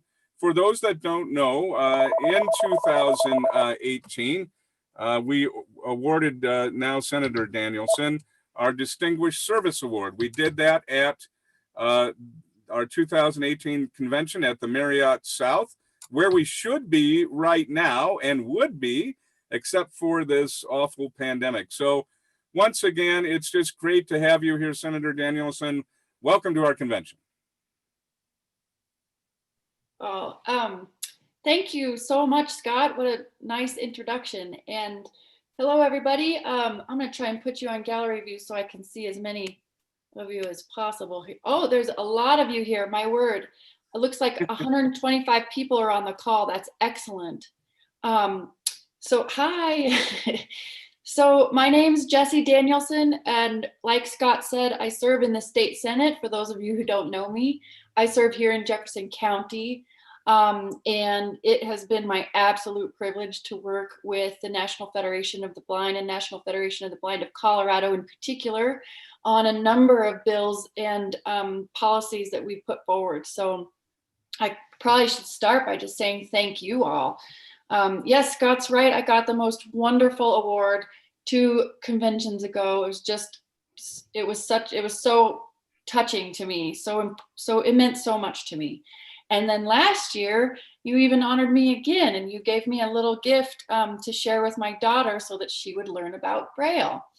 And, you know, I just feel like I'm so privileged to have this relationship with all of you as individuals, but with the group and your organization as a whole. So, you know, and I hope I've been able to meet a number of the young members of the NFB of Colorado, and I hope that you understand how critical your role is in all this. And I want to encourage you to stay involved. When you come to the Capitol, or you write letters, or you make calls, or however you have your voice heard, it's really powerful. So just hang in there and keep doing what you're doing, because you have influenced statewide policy, and you should be really proud about that. So, you know, and then some individuals that I'd like to, I don't know if I can see all of you here, but, you know, Scott has been wonderful. Curtis Chong, Dan Burke, Julie Deeden, Kevin Worley. I mean, just a few of the many, many people who have put in so much effort here with me. So really quick, Scott, I guess, I'm not sure what folks want to hear about. You kind of mentioned the two big ones that I worked on in the last couple of years are voting rights and then parental rights. And, you know, Scott, is there anything more you want me to go into that, or do you feel like everyone's pretty aware of it? I think people know about those things. And the other thing with respect to voting rights, we have discovered that even though what we did was great, there's more work that needs to be done. And here's what I mean. Right now, we have the ability to get our ballots electronically through the system that the Secretary of State's office has set up. We can mark those ballots using our assistive technology, but then we have to actually print them out on a printer. Now, when we ran this bill, I had no idea about how many people today do not have hard copy printers. So we've run into kind of another barrier, and we believe there's yet another solution. And because of the way SB 19202 came up, I think we need another SB, another Senate bill, because what we really now need to step towards is not only the notion of electronic delivery of a ballot, but electronic return. Now, a lot of people say, but that's insecure, that's not safe. Well, maybe you know this, Senator Danielson, but it is law, and it occurs in Colorado that if you are a uniformed military member or somebody overseas, a citizen of Colorado, you can not only receive your ballot electronically, you can return it via fax, email, or they have a secure web portal. So in other words, electronic ballot return is already being done.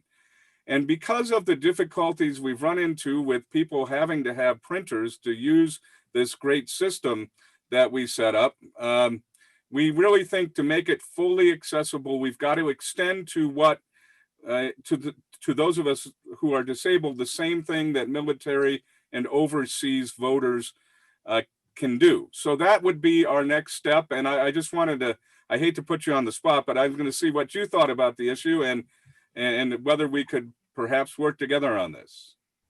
No, you're not putting me on the spot at all. Although it wouldn't be the first time. And, you know, that's, I got to tell you, folks, you don't want to be put on the spot by NFB folks, especially Scott, unless you really know your business. No, that's fine. So everybody on the call knows, Scott sent me the resolution. Is it the resolutions? Is that what you want? Yes. Is that, yes. Yeah. And so I read through them and I couldn't agree more. And it would be, again, I would be so pleased to help fix the flaws in the policy that we created. And so, yes, I understand. And I think, you know, we've had, sometimes in the past, we've had to get together and help the Secretary of State's office understand how folks really utilize the technology on the ground. And so in theory, we could have a great law that grants access to all. But if in practice there's still barriers, then we need to break them down. And so, you know, you've got my commitment absolutely to put a measure forward, however you see fit, the path that you see fit to fixing this problem, to breaking down more barriers to voting rights. I'm all in. All right, Curtis, we got to have a round of applause for that.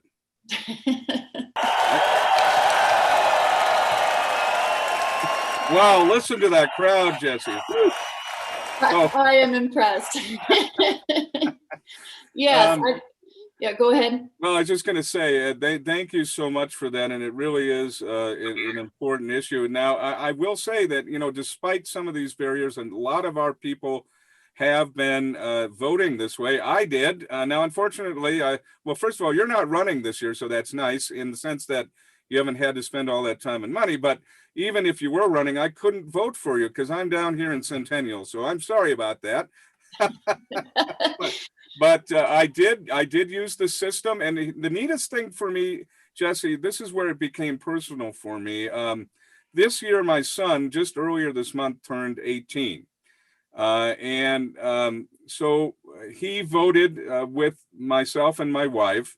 We all filled out our ballots independently and secretly, and then collectively we took them to a local library over here where there was a ballot box.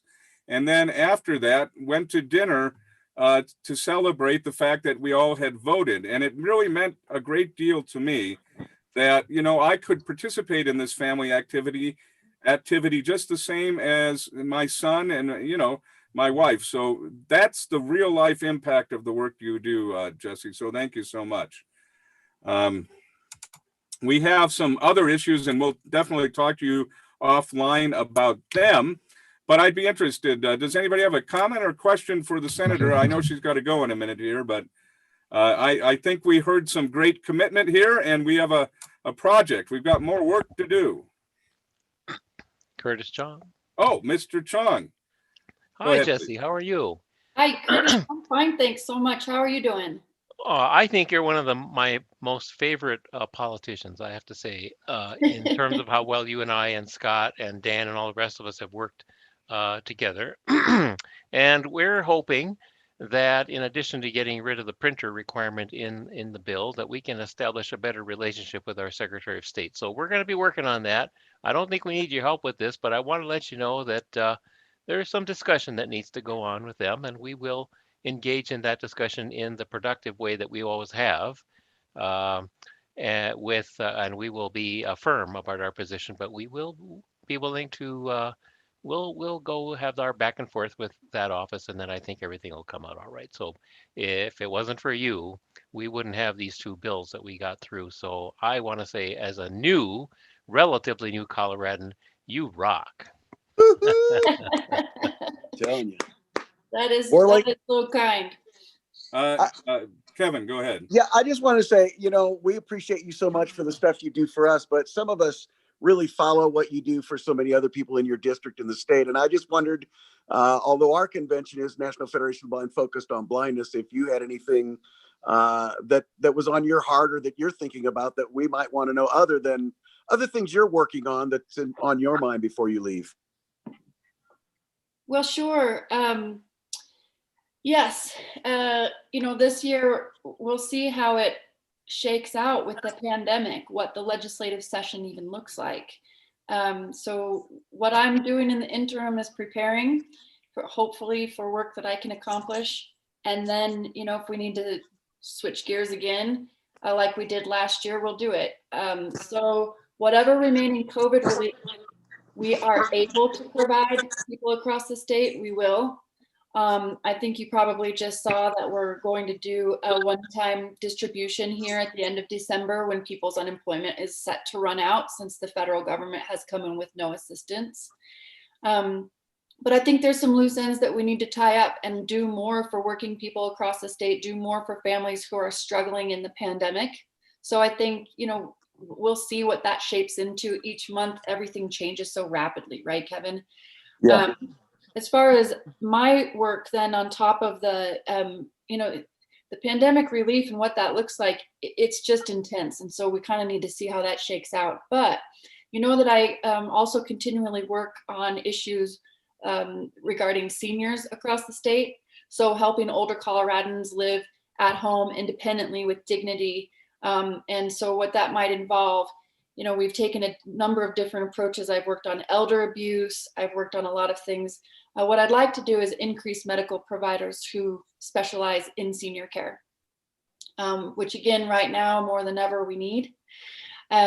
Also looking at public education, again, what, teachers, educators, para, drivers, custodial, food service, all of the people who keep the schools going are increasingly under unbearable stress. And so looking at ways to keep good educators in the field, establishing an educator pay raise fund, that kind of a thing.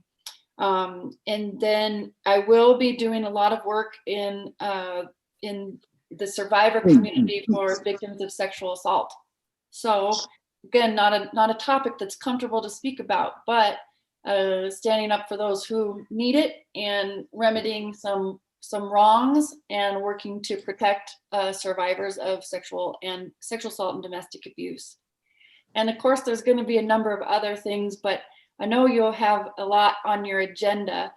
I guess what I would say is also, I welcome ideas, whether it's your priorities or those of you on the call. If you have other ideas, it's not like I'm an expert in all of these fields. It's because of constituents and Coloradans all over the state that come to me with these ideas, and we work together and we get it done. So if you have thoughts on anything, you let me know. And do know that your leadership that I work with, pretty regularly, they're in touch. And so you have a wonderful team representing you when you do go to the Capitol. And I look to this group for advice and guidance pretty consistently. You're amazing. Thank you so much. Yeah, you sure do. And it is just a tremendous partnership. Before you go, Senator Danielson, I want you to meet somebody. He is our national representative to this convention. He is from our national office. He's our executive director of advocacy and policy, and he works with Congress all of the time. And he knows great senators, great public officials when he sees them. And I'm sure he'd agree that you truly are a champion. John, do you want to just say a word? Senator, it is an honor to meet you. And I know that the NFB of Colorado does not give out these awards unless they are absolutely deserved. So to hear the long list of awards you've received is extremely impressive, and helping us vote privately and independently, the work you've done on the voting, the work that you've done with regards to parents of blind children. I just think that is so important. One of the things that we do at the National Federation of Blind at a national level, whenever we hear about a parent who is possibly had their child taken away simply because they're blind, we spring into action. That is probably the thing that gets to us the most. And we immediately hire our advocates, our attorneys, our capable attorneys, just like we have right there with Scott LaBar, to really to make sure that we can rectify that. That's an injustice that just really breaks our heart. And to know that you've helped prevent that. And I want to thank you and let you know that you've set out a challenge for us to replicate that throughout the rest of the country. Well, that is wonderful to hear. Thank you so much, John. It's nice to meet you. And if I can be helpful in the replication, we've done the work, duplicate it, take it, send it out. You let me know, okay? Will do. All right. We do that, actually. Yes. We often send our Colorado law to other people that are working on it in other states because I think it really is a great model. So, well, thank you for joining the call. It's just such an honor for me to be here, and from the national team, from the state team. Again, you have my gratitude. Well, we will let you go, Senator Danielson. We do appreciate it. We've, as you say, we've got over 100 people on the call, but a lot of people are listening in small groups. So we have a lot more than our numbers on the call. And we're even streaming this live out on YouTube. So who knows how many people we're reaching. But thank you so much. And I'm so glad. Well, Isabel must be in college by now, right? Just about. She's pretty excited. The reason I have to go at 4 is because we're having a family Zoom for the costumes, and she's going to be a hippopotamus. Oh, wow. Oh, that's one of my favorite animals. And I think I hear her coming now. Isabel, honey, come here. Is she in her hippopotamus suit already? Not yet. Come here, honey. I want you to say hi to my very special friends. No, I didn't. Come here. Okay. All right. Bye. Okay. Wave goodbye then. Okay. Bye, guys. Everybody have a good day. Okay. You too. Thank you so much. Okay.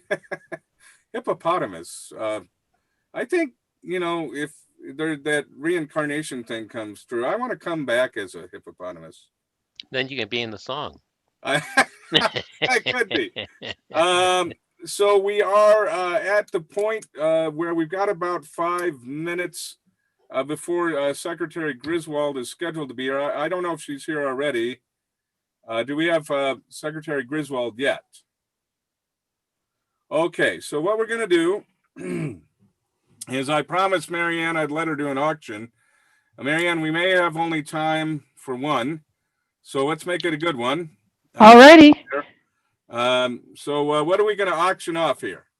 We are going to auction off a family fun package in honor of the hippopotamus.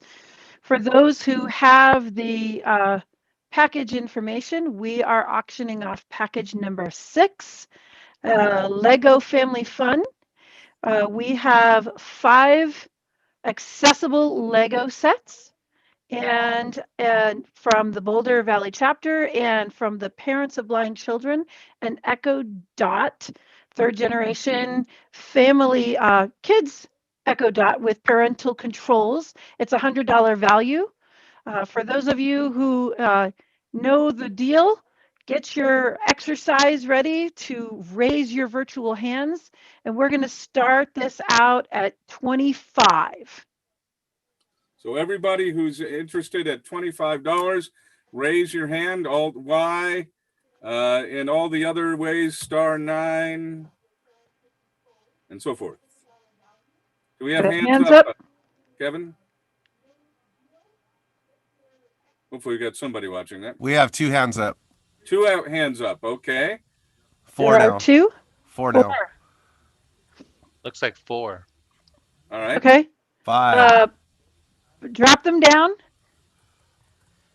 And let's go to $40. Hold on a second. Paul's going to drop them. All right. So again, hold if on a you're second. interested, Somebody put their hand up as soon as I put them down. That's okay. So somebody's interested at 40. Anybody else? All right. All the hands are down? Everybody keeps putting their hands up. Okay. Well, then that's good. That's good. There Let we them go. out there. All right. At 40, how many hands we got out there? 2. It's going up 2? though. Anybody else? Let's have those folks unmute and let's get a good bid going.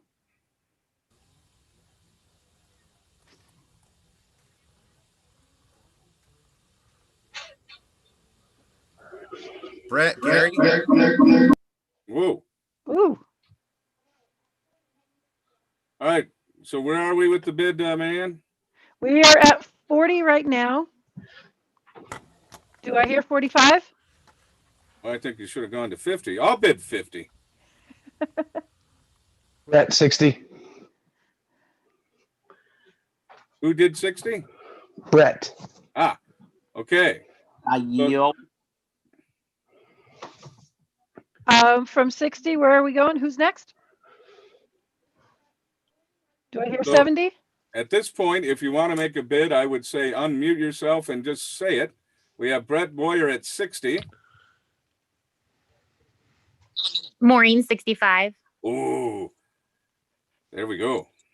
Maureen wants to play with her Logie Bear. Oh, now I'm going to feel guilty. I don't think I can go do. higher. He Because wants them for Christmas, Brett. He still all right. believes in Santa. Do I hear 70? $70. 75. I did that just for the fun of it. You can have it. Going once, twice, sold for 75 to Maureen and the Logie Bear. I can't take Legos away from Logan. Dang. So let us be able to play with them. Mary, I will reach out to you immediately. Marianne, I don't know what was going on with your audio there, but you were getting kind of distorted. So you might want to check that for next time. I appreciate knowing that. Is it still distorted? It's better. Okay. Sounded a lot better. Okay. So we'll move on with our agenda. I wonder if now we have Secretary Griswold on the line. Hello. Hello, there you are. How are you, Scott? I'm great. It's a pleasure to meet you virtually, and then hopefully sometime we'll be able to meet in person. Welcome to our convention of the National Federation of Blind of Colorado, the oldest and largest organization of blind people in our state and in our country. We've got people all over the state tuned into this. Got lots of people in different places, and small groups and some individuals, and so we've got hundreds of people on the line this afternoon, and we know you've got a tight schedule, and I'll turn it over to you in just a moment to give whatever remarks you would like, and then we would like to raise a couple of issues to bring to your attention. But it really is my pleasure and honor to introduce to you today Secretary Jenna Griswold, our Secretary of State. She is a fierce champion of voting rights, and you know that Colorado is really viewed as a leader in this country as to how to conduct fair and complete elections, and do it with our vote by mail system, and really be a leader in that area. And part of why we're able to do that is because of Secretary Griswold. So without further ado, and because of the limited time, I could give a really long introduction to you, but let me just turn it over to you for your comments. And there's our virtual crowd. Yeah. Well, thank you so much. It's really nice to be here. I'm Jenna Griswold, Colorado Secretary of State. And thank you for allowing me to talk today at your convention. I do want to start off by thanking Scott, Curtis, and all the members of the Colorado chapter of NFB for a strong partnership as you've worked with our office to increase accessibility for all Coloradans.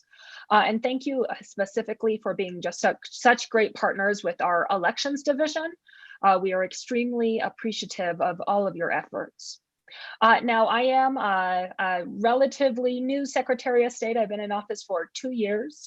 I grew up pretty working class up in the mountains outside of Estes Park, and come from a pretty working class background. One of the things that's really unique about this election is that we are really facing all different types of incidents, whether that's pandemic, misinformation from foreign adversaries, and fires. But with that said, the Colorado election model is just such a great model. And we are definitely seeing smooth elections this election season. Now, Colorado prides itself on the accessibility of our voting model, but many voters with a disability had to choose between privacy and convenience. So we worked with the National Federation of the Blind and the legislature in 2019 to come up with a system that allows both the convenience from voting at home and the privacy of marking ballots without assistance. Voters with a disability under the ADA can access the system at myballot.sos.colorado.gov. So that's myballot.sos.colorado.gov. And it enables the voter to use technology at home to mark a ballot privately. And this is really important for this election because it means voters who would normally have to go to a voting center to use voting technology there in person can now vote at home using their home technology. And this legislation and the improvements and additions to our systems are possible because of the law we passed in 2019 with the lead from Senator Danielson, support from my office, other advocates, and of course the Colorado chapter of NFB. My team was able to build the system in a very short turnaround in a matter of several weeks in the summer of 2019. And it was first used in the coordinated election in 2019. Again, our strong partnership with NFB and your participation in that effort has been essential in testing and developing the system. I know the system is not perfect and there still is room for improvement. And we are always looking forward to working with an NFB to improve it as we move ahead. With that said, Election Day is just several days away. If you have not cast your ballot yet, I encourage you to try the new system and cast your ballot. Again, that's myballot.sos.colorado.gov. Voters are also, of course, welcome and free to visit any voting center. They all have machines that are accessible, and we have COVID protocols in place to keep voters safe. Again, pandemic, foreign misinformation, and fires. The 2020 general election will go down in the books, but luckily we are very prepared for all of it because our election model works. I'm happy to report to all of you that the election is going well with large amounts of early voting. As of 11:30 p.m. last night, over 2.2 million Coloradans have already cast a ballot, which is over 79% of the total turnout in 2016.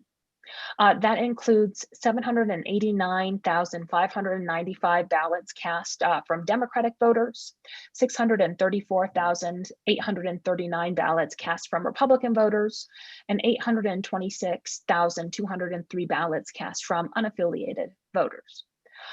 Now, the last thing I want to touch on is foreign misinformation. We are seeing, just like in 2016, a lot of foreign misinformation in all of our national elections. And my office has launched an effort to try to push back against the disinformation. We created a new unit within my office specifically to focus on disinformation and have rolled out a public engagement effort to remind Coloradans that when it comes to election information, opinions are fun, but facts are much better. And so just to be on the lookout and aware that not everything on social media is correct. And when it comes to election information, we really encourage all voters to go to a trusted source of information, whether that's your county clerk or the Secretary of State's office. You can find information, of course, online, or you can always call us. And with that said, I just really appreciate your partnership. I appreciate the invitation today and look forward to continuing to work together and setting some time post-election to hear how the systems work and any recommendations for improvement. Well, thank you, Secretary Griswold. And I do want to make a couple of comments. First of all, I just got to say those numbers are astonishing in terms of 79% already of the turnout, and that's just amazing. And what also, of course, when you look at those numbers, you see how diverse and how our state is politically. Pretty big numbers for sort of all three areas. So that's very interesting to learn. And I got to say that the work we've done already has made a difference in all of our lives. I am totally blind, and I did in fact use the ballot marking system. And this year it was really touching and personal to me because my son just turned 18 on October 4th, and he voted his ballot, and my wife voted as well. And we all took our ballots together to a drop box as a family, and then celebrated dinner afterwards. And to me, it meant so much that it just meant a great deal to me that I could mark my ballot secretly and privately, print it out, put it in that ballot envelope, and just participate in very much the same way the rest of my family did. So I want to thank you for that, and thank you for that opportunity. Now, as you know, there are ways that we think we can improve the system. We have discovered one thing that we just really didn't realize until we did all of this, Secretary Griswold, is not a lot of people have printers anymore. And so we've run into a lot of our folks who've run into the issue. Yeah, I can access this ballot with my laptop. I can access this ballot with my iPhone and mark it. It all works great. But then I've got nothing to print to. So what we really want to explore with you is, how we can perhaps develop a way that we can have electronic return of the ballot as well, just as Uocava voters do in Colorado. And so, you know, I know that we haven't had a chance to talk about that yet, but my hope is that soon after this election and all the, you know, craziness subsides, that we can set up a meeting and talk about that and some other issues we have.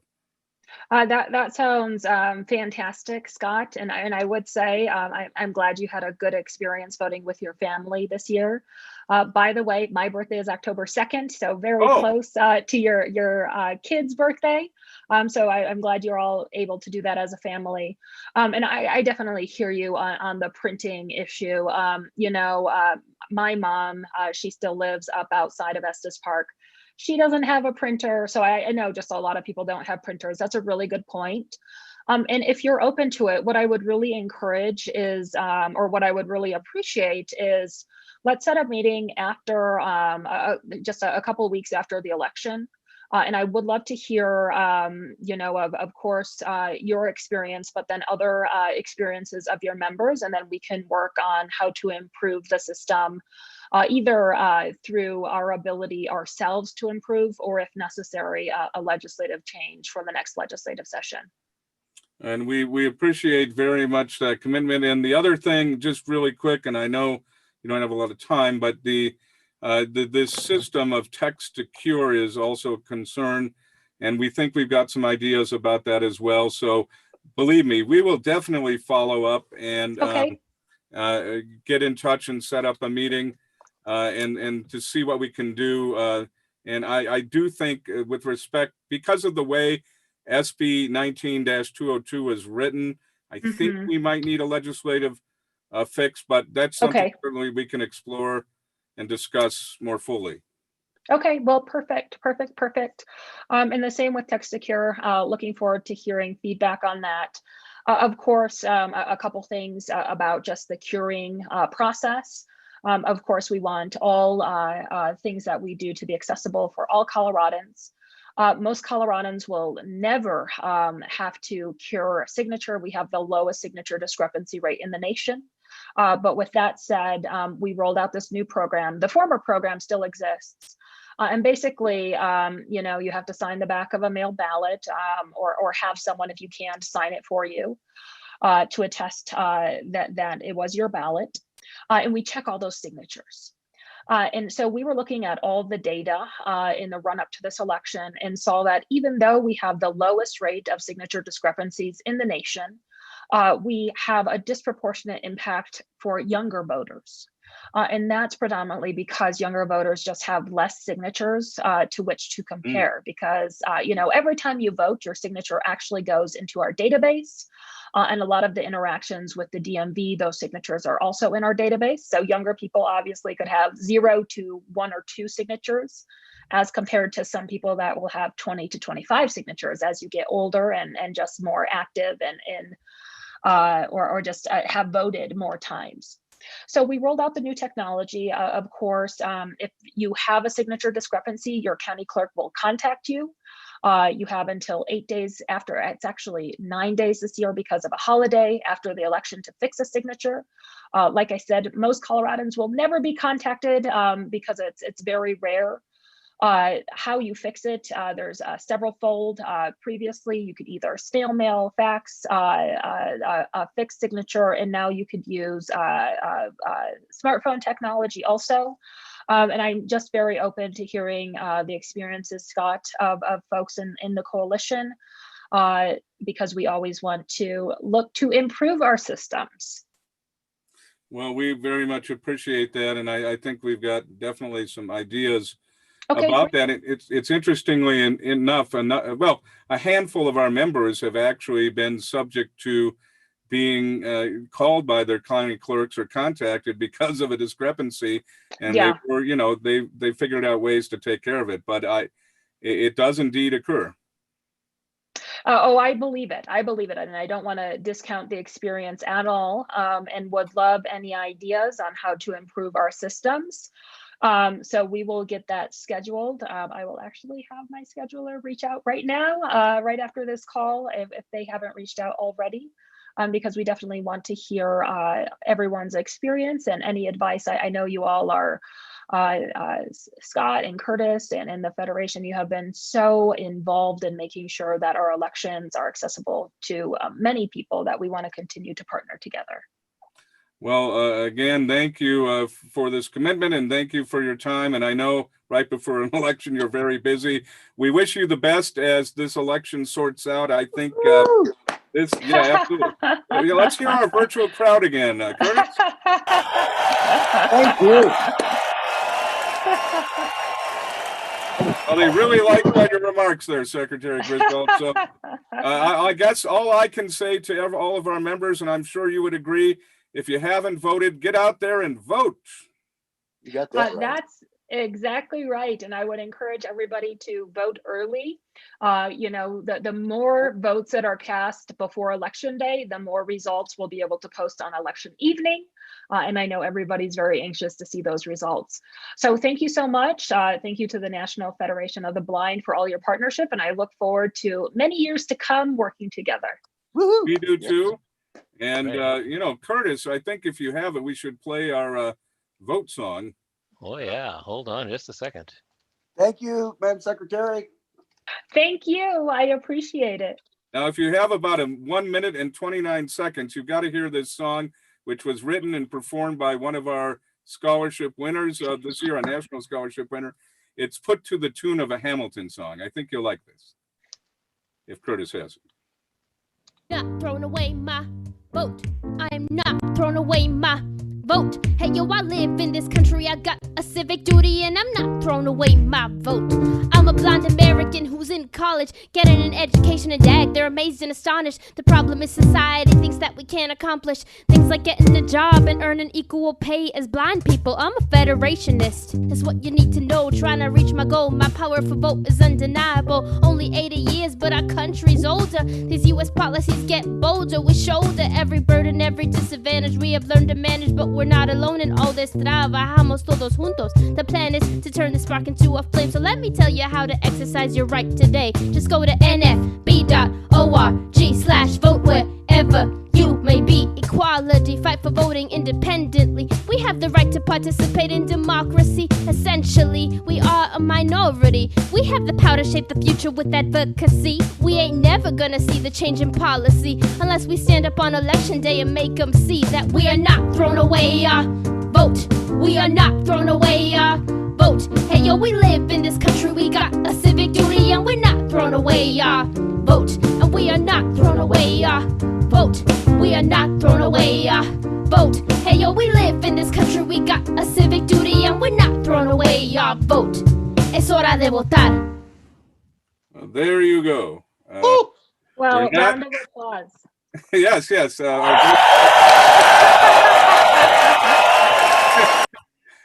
Well, that's right. We're not throwing away our vote. And again, Madam Secretary, thank you for being with us this afternoon. Well, thank you. I love the song. I love the message, and that it's in both English and Spanish. So absolutely, you got to get your ballots in.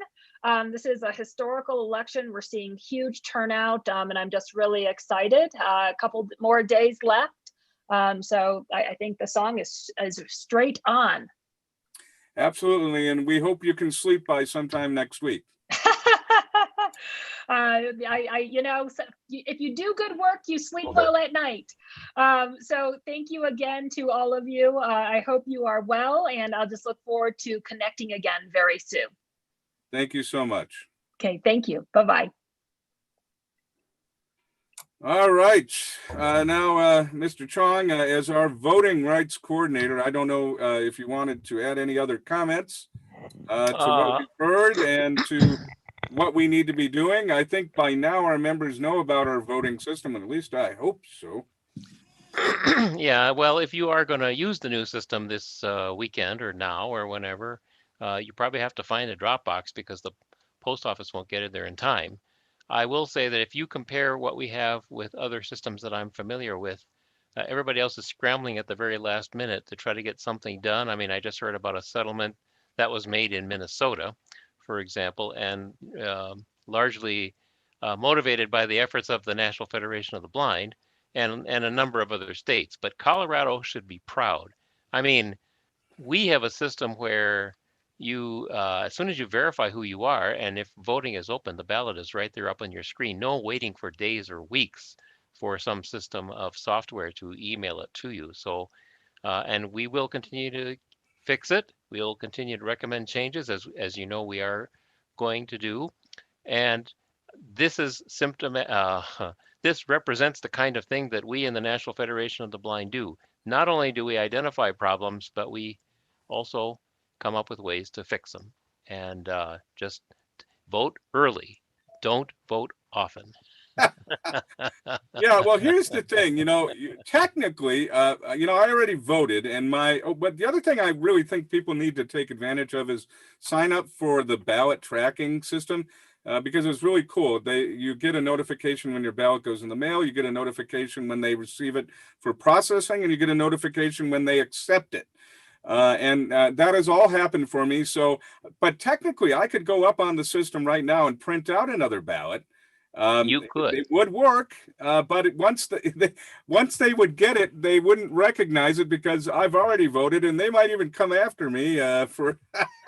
Well, here there are two things about ballot tracks, and that we need to members, all of us need to keep in mind. Number one, it's best if you use the real ballot return envelope that you got in the mail, because if you do that, then the barcode gets picked up by the computer and your ballot status gets captured. I have heard and have encountered some specific situations where if you take your ballot personally to a voter service and polling center, that somehow the information about this hasn't trickled down to some of the lower levels of staff. And so you might get turned away on the theory that your ballot doesn't look like a regular ballot because the lower level staff doesn't necessarily know how the whole process is going to work. If that happens to you, I hope that you will do what one of our folks did. They called one of us up right away and said, hey, they're not letting me take my ballot. And so I said, let me talk to the staff person. And I encouraged the staff person to talk to their management, and that problem was solved right away. So don't accept it. If you've printed and signed your material, the staff in all of our counties should know about this. A couple of our chapters have run into situations where they encountered people at the county when they asked for information about this, and they said, oh no, there is no such thing. That's just a rumor. It is not a rumor. It is real. It is in law. Jenna Griswold just said it in front of all of us. So there you have it. And now, Mr. Voting Rights Coordinator, I wonder if you would be willing to tell everybody the best ways to contact you in case they run into a similar problem, and in case you're available to fix it as seamlessly as you did the other situation. So you can email me at chong.curtis@gmail.com, or you can just call my, yes, I have one, a landline, at 303-745-0473. And either way I hear from you, I will do my best to, we only have 4 days left. So I want to hear about these problems and we'll try to get to them right away. Thank you very much. Yeah, and let me stress again, as the secretary did, as Curtis has, but it cannot be said enough. If you are voting now, and whether you're going to use the accessible ballot marking tool or have somebody help you fill out your ballot, or whether you go to an in-person polling center, everything needs to be in person now. Even if you mark your ballot, put it in the envelope, don't put it in the mail. Take it directly to one of the drop boxes. And unlike Texas, we have drop boxes all over the place. In Colorado, for example, I live here in Centennial near Arapahoe in Quebec, and within a half mile either direction, there are locations where we could drop off our ballot. You can look on your county's website for where those locations are. Really, here in Colorado, we make it very feasible to vote, and to squander that right, it would be just a shame. So just get out there and vote. Curtis Willoughby.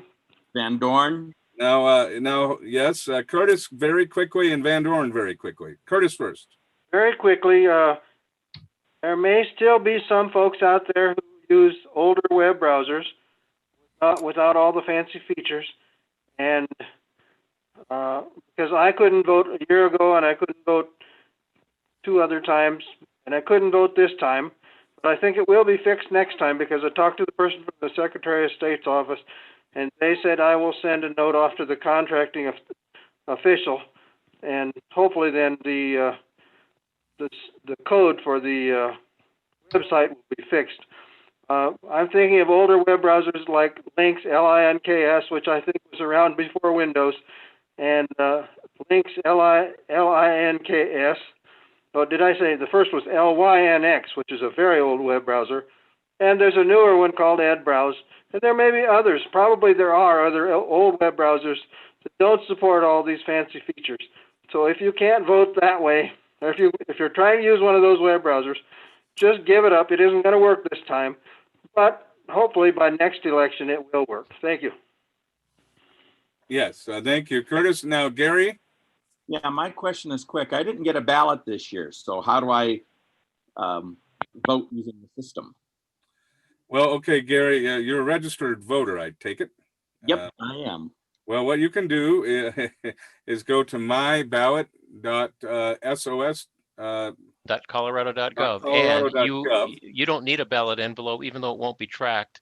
You can do it right now and deliver it to your drop. I know you can walk to your Dropbox, but the key thing is if you didn't get a ballot in the mail, don't worry about it. Voting is open and you're in the database as a registered voter. Just use the website to get your paper, sign everything properly, put it in an envelope, write ballot enclosed on the outside of the envelope, and put it in the system.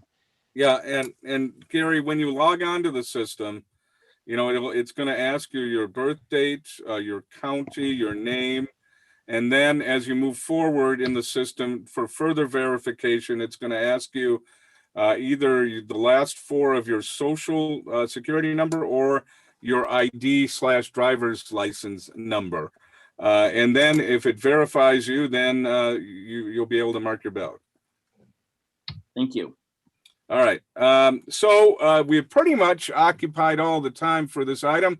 We have a few minutes to run maybe an auction, but certainly to give a door prize. I think, between Senator Danielson's presentation and what we heard from the Secretary of State, we've got a lot to celebrate. We've got a lot more work to do, but I think the path forward is going to be a good one. So Jen, what you got? All right, so we have $25. We have a charcoal mask and free facial from Brittany Savage. And we have an audiobook code from our very own Joe Elizabeth Pinto. So you can use that on Audible. So here we go. Ready for the name.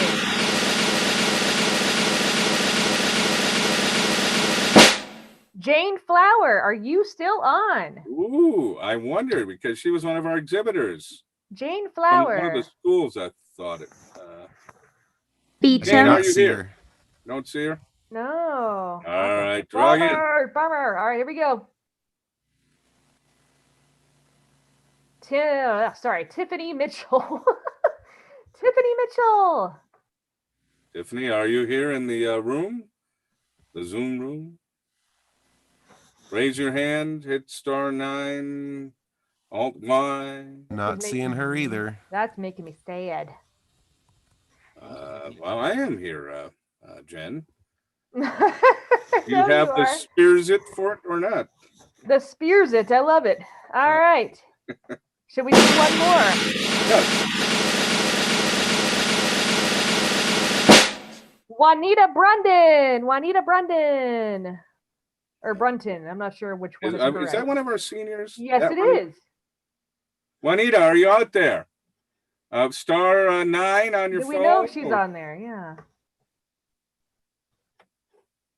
Maybe one of our senior staff can help us determine whether she's in the room. Beecham, Yes. while we're looking, may I ask our scholarship winners if they could raise their hands so that they'll be at the top of the list so we can unmute them when the time is right? That's a good idea. That's kind of like asking them to come to the front of the room, isn't it? Exactly. Yeah, that's the virtual version of the coming to the front of the room. All right, scholarship winners, please come to the front of the room by raising your hands. And they can actually unmute themselves too.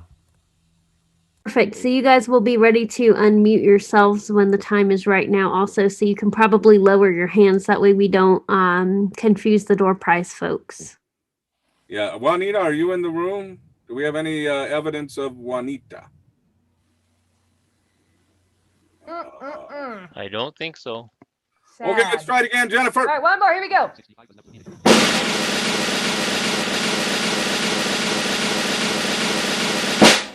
Jennifer Espinoza, are you here? Jennifer Espinoza. Raise your hand.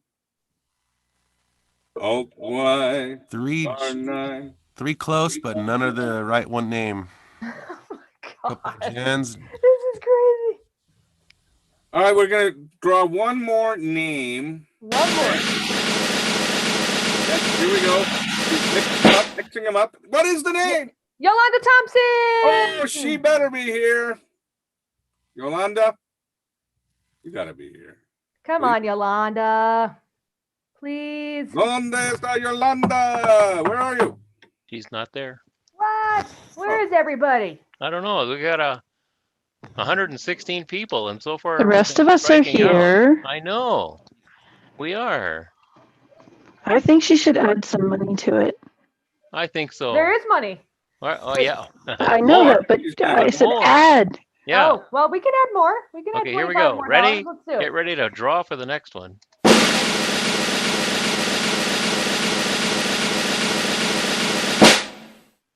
Miranda Hunt.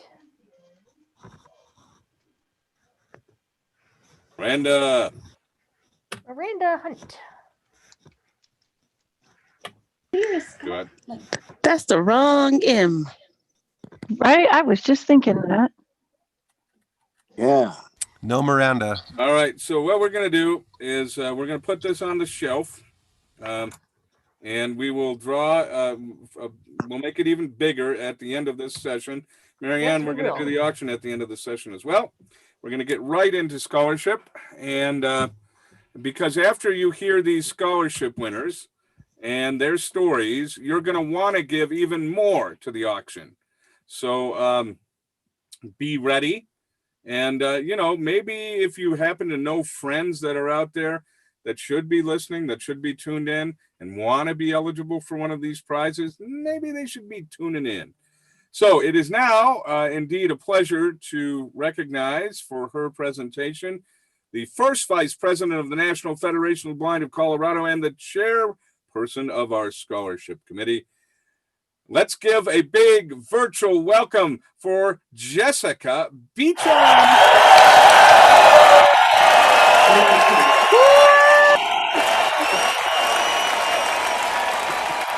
Oh, they love you, Jess. They love you. Oh, sometimes I can just make the crowd go wild, especially when it's a fake crowd. That's the best kind, I paid Curtis well for that long applause, so it's the checks in the mail, Mr. Chung. Thank you so much for the opportunity to be here today to introduce what I believe is one of our very most outstanding classes of National Federation of the Blind scholarship winners that we've had certainly since I have been around the National Federation of the Blind of Colorado. I was reflecting back on our scholarship program today and thinking about the fact that over half of our National Federation of the Blind of Colorado Board of Directors members have received either national or state scholarships, which is a real testament to the fact that our National Federation of the Blind scholarship programs attract and build leadership in our organization.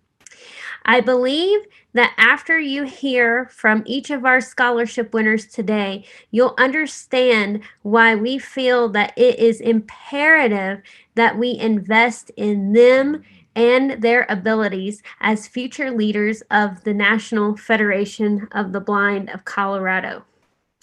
First of all, I would like to introduce Christina Beam from Grand Junction, Colorado. Christina attends Adams State University and is a first-year student in her master's program in health counseling. Christina, take it away. Hi, everyone, and thank you so much, Jessica, for that wonderful opening. I would like to begin by thanking the Scholarship Committee for choosing me for this distinguished award. I am proud to represent Colorado and the Federation as a scholarship winner this year. I would also like to thank the mentors I have had the privilege to work with through this whole process. You guys have all been so welcoming, and I am thrilled to begin my journey with the NFB. Like Jessica said, my name is Christina, and I currently live in Grand Junction, Colorado. I received my bachelor's degree in psychology from Mesa State College, also in Grand Junction, Colorado, in 2006. In October of 2018, I was hired as a social worker at my local Department of Human Services. In July of 2020, my team was bought out by Rocky Mountain Health Plans, who I currently work for. A big part of what I do is facilitate long-term care Medicaid services for the elderly and disabled in Colorado. As a blind individual myself, I was thrilled when I was given the opportunity to serve a population of individuals a lot like myself. I have strived to encourage my clients to see their own potential and remain as independent as possible for as long as possible. This past fall, I started an online program, a master's program at Adams State University in Alamosa, Colorado. I am pursuing a degree in clinical and mental health counseling. It is a 2 to 3 year program with internships and practicum, and it will lead me to acquiring a licensure or taking the licensure test to become a professional counselor. As a counselor, I hope to continue my work in helping individuals, groups, and communities to improve mental health. I also hope to promote and provide emotional and social support to those who may not otherwise have any other natural supports like friends or family in place. Working with the clientele that I do right now, I have provided emotional support to my members just by answering the phone and being there when they just need to talk to someone. This has been an important part of what I do because I know how much it means to my clients when they can call me and reach me and just talk for a few minutes and express some of their feelings. I have been told many times by my clients that they appreciate that I am always available and responsive to them, so I take a lot of pride in that. At the time of the national convention this last summer, I joined the NFB. I am so proud to be part of such an esteemed organization. In my work with the NFB, I hope to uphold the values of equality, opportunity, and security for the blind. More specifically, I hope to use my own personal experience as a blind student to help mentor future blind students to help them achieve success in their own academic pursuits. As blind students, we encounter challenges around every corner. Sometimes it is related to accessibility issues, sometimes it's technology that's not working right, and sometimes it is linked to faculty or personnel who may not know or understand how to work with blind students. If I can help even just one student, I will feel like I have made a positive difference in this organization. Again, I thank you all for the opportunity to represent the NFB of Colorado as a scholarship winner. This award means so much to me, and I promise that I will not take it for granted. I look forward to becoming more involved with the Federation and meeting all of you. Thank you so much, Christina. I think, Curtis, can we give her a round of applause? Yay!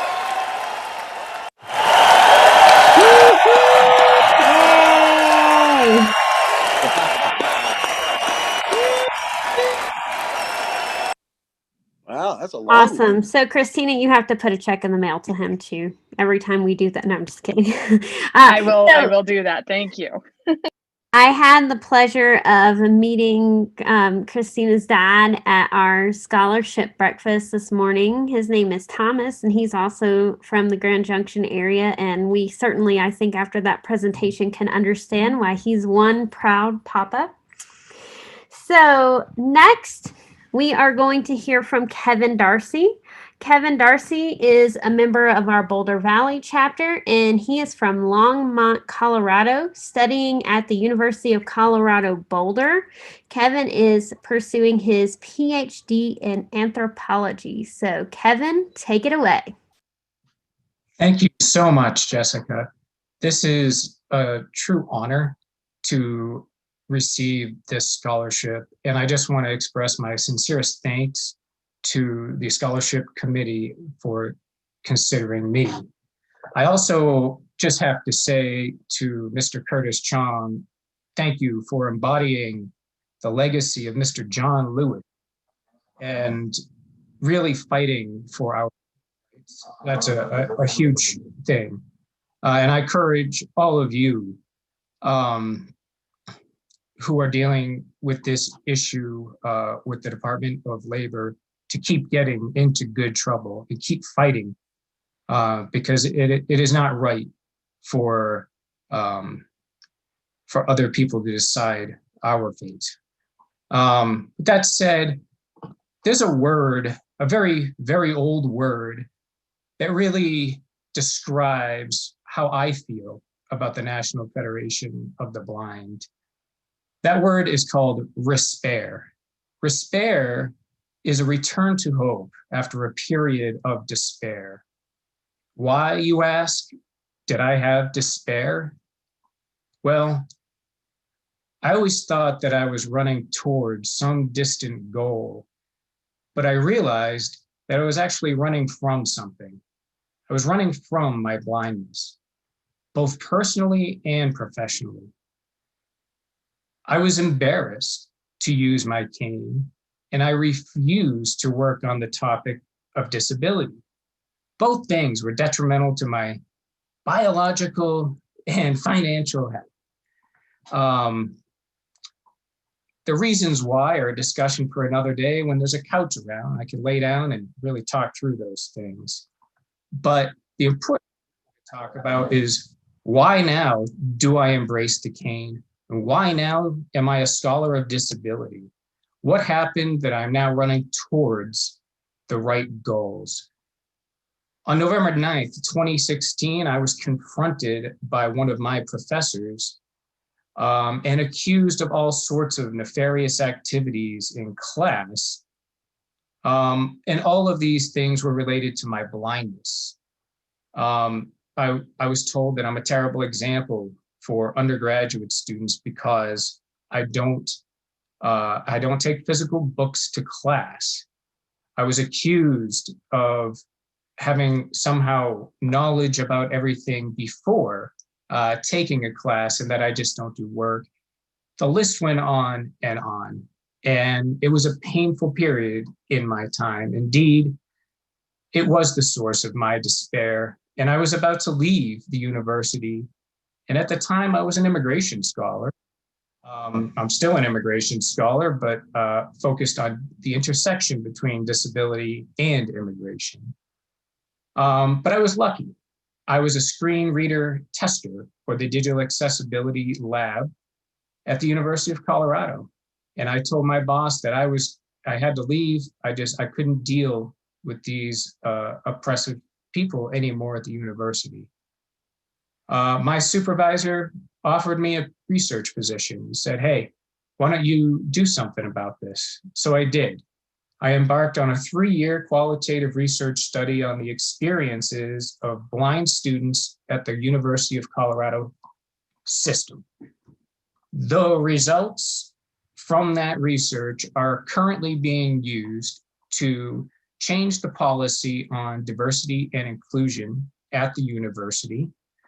They're being used to create trainings for faculty and staff, as well as TAs who live in this nebulous land. I'm one of them. And it's also being used to create broader awareness. And my long-term goal on my dissertation is to work on the nexus of disability and education, working towards decolonizing, making disability a central part of knowledge production. A lot of disabled students feel that they are a sideshow that just have to be dealt with. I intend to bring them to the center of knowledge production through my work once I graduate. Let me just tell you about two other things that I have done during the pandemic. There was a survey that went out to the University of Colorado student body on the experiences and their attitudes and beliefs about what to do during the pandemic about online learning. And at the time, they refused to have a separate survey for students with disabilities. And I made the claim that the experiences of those students would be distilled and basically erase their true experiences. And I won my case and was able to create a survey with disability services, and they are now using those data to improve the experiences for all disabled students. And the most recent thing I've been doing is faculty never know where to turn when they have a question about accommodations or accessibility. So I've just been creating a central landing page for faculty with all of the university resources for accessibility. I'll just touch on immigration briefly because that is a passion, and that became a passion because I'm the parent of biracial children. And when those children started to become young men, they started to experience oppression based off of their skin color. And as a white male, it took me until they started to explain what they were feeling before I could even see it. Even though I'm their father, I can never know their experiences until they tell me. Of course, some are more obvious than others. I was at the doctor the other night with my son, for instance, and when the doctor came in to ask, who I was, the options were, are you the friend or the partner? And I asked, is there a category for dad? These are things that happen and they accumulate in people's soul, and they inform their holistic well-being. And that is how I got into immigration, because I saw what was happening. I'll finish with a lighter note. I used to go to a lot of breweries in the outside times every now and then, I guess. And my sons never wanted to come, and I could never, I guess, they couldn't drink. But one day I finally just said, why don't you want to come? And they said, Dad, we're the only brown kids here. These places are white spaces. And that was really revealing to me. And it just went to show what I knew. So I'm always trying to learn, and I'm excited to bring these experiences as well as my research and my methods to bear on the NFB to work on their inclusivity and diversity efforts. Thanks again. I really, really appreciate this opportunity. Thank you so much, Kevin. And it's so cool to be able to hear how you are already training your kids to be their own advocate, even when they have to be advocate with dad sometimes. So that's awesome. Let's give Kevin a big round of applause.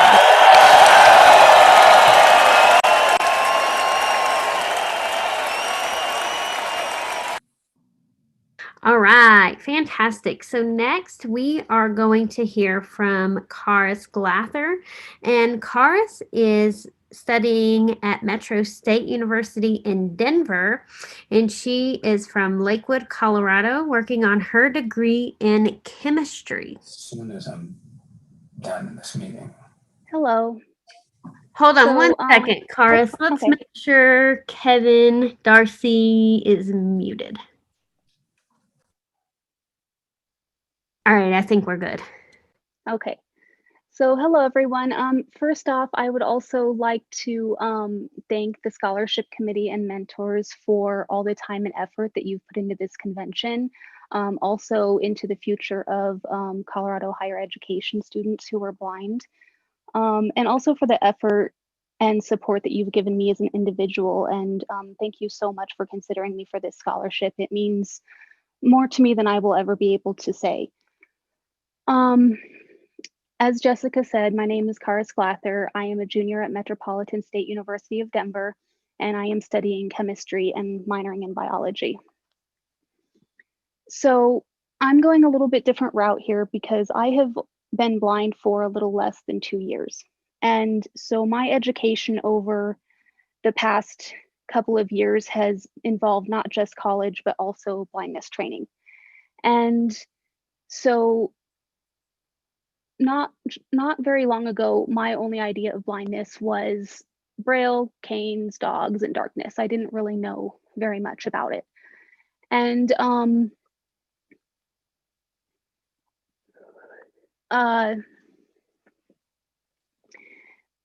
one thing about me before all of this is that I was a very behind the scenes person. I would be very quiet, be incognito, not talk much, notice what other people were doing, but not draw attention to myself. After I lost my vision, I realized that if you actually try to be invisible and you're in a blind community, you actually are invisible. Nobody is going to notice that you're there. And I started thinking about, what do I really want for myself? Do I actually want to be invisible? And so I started to rethink that. And I realized that a lot of people ask me, if I could get my sight back, would I? And while I usually tell people, well, that's beside the point, I'm not gonna talk about that because, I'm blind. I started thinking about that a lot over the last year. And if you had asked me this question, not, a year ago, a year and a half ago, I would have been like, heck yes, of course I want my vision back. Life would be a heck of a lot easier. But the more I've thought about that question, the more I've realized that with my blindness has come my ability to advocate for myself and my ability to stand up for myself and my confidence in myself that I never had as a sighted person. And so it might seem weird that I'm talking about all of this, but the reason why I bring it up is that I've realized that education isn't just about school. It's also about the willingness to educate the community. It's about growth of yourself. And so I've had to learn that there's a lot more to education than just going to college. One of the big things that I have learned from the NFB is that they have a huge aspect of family. And I have been so thankful for that family as I have become a part of the NFB. Since COVID hit, I have had some rough spots with school, trying to learn how to adapt just like everyone has. And I have had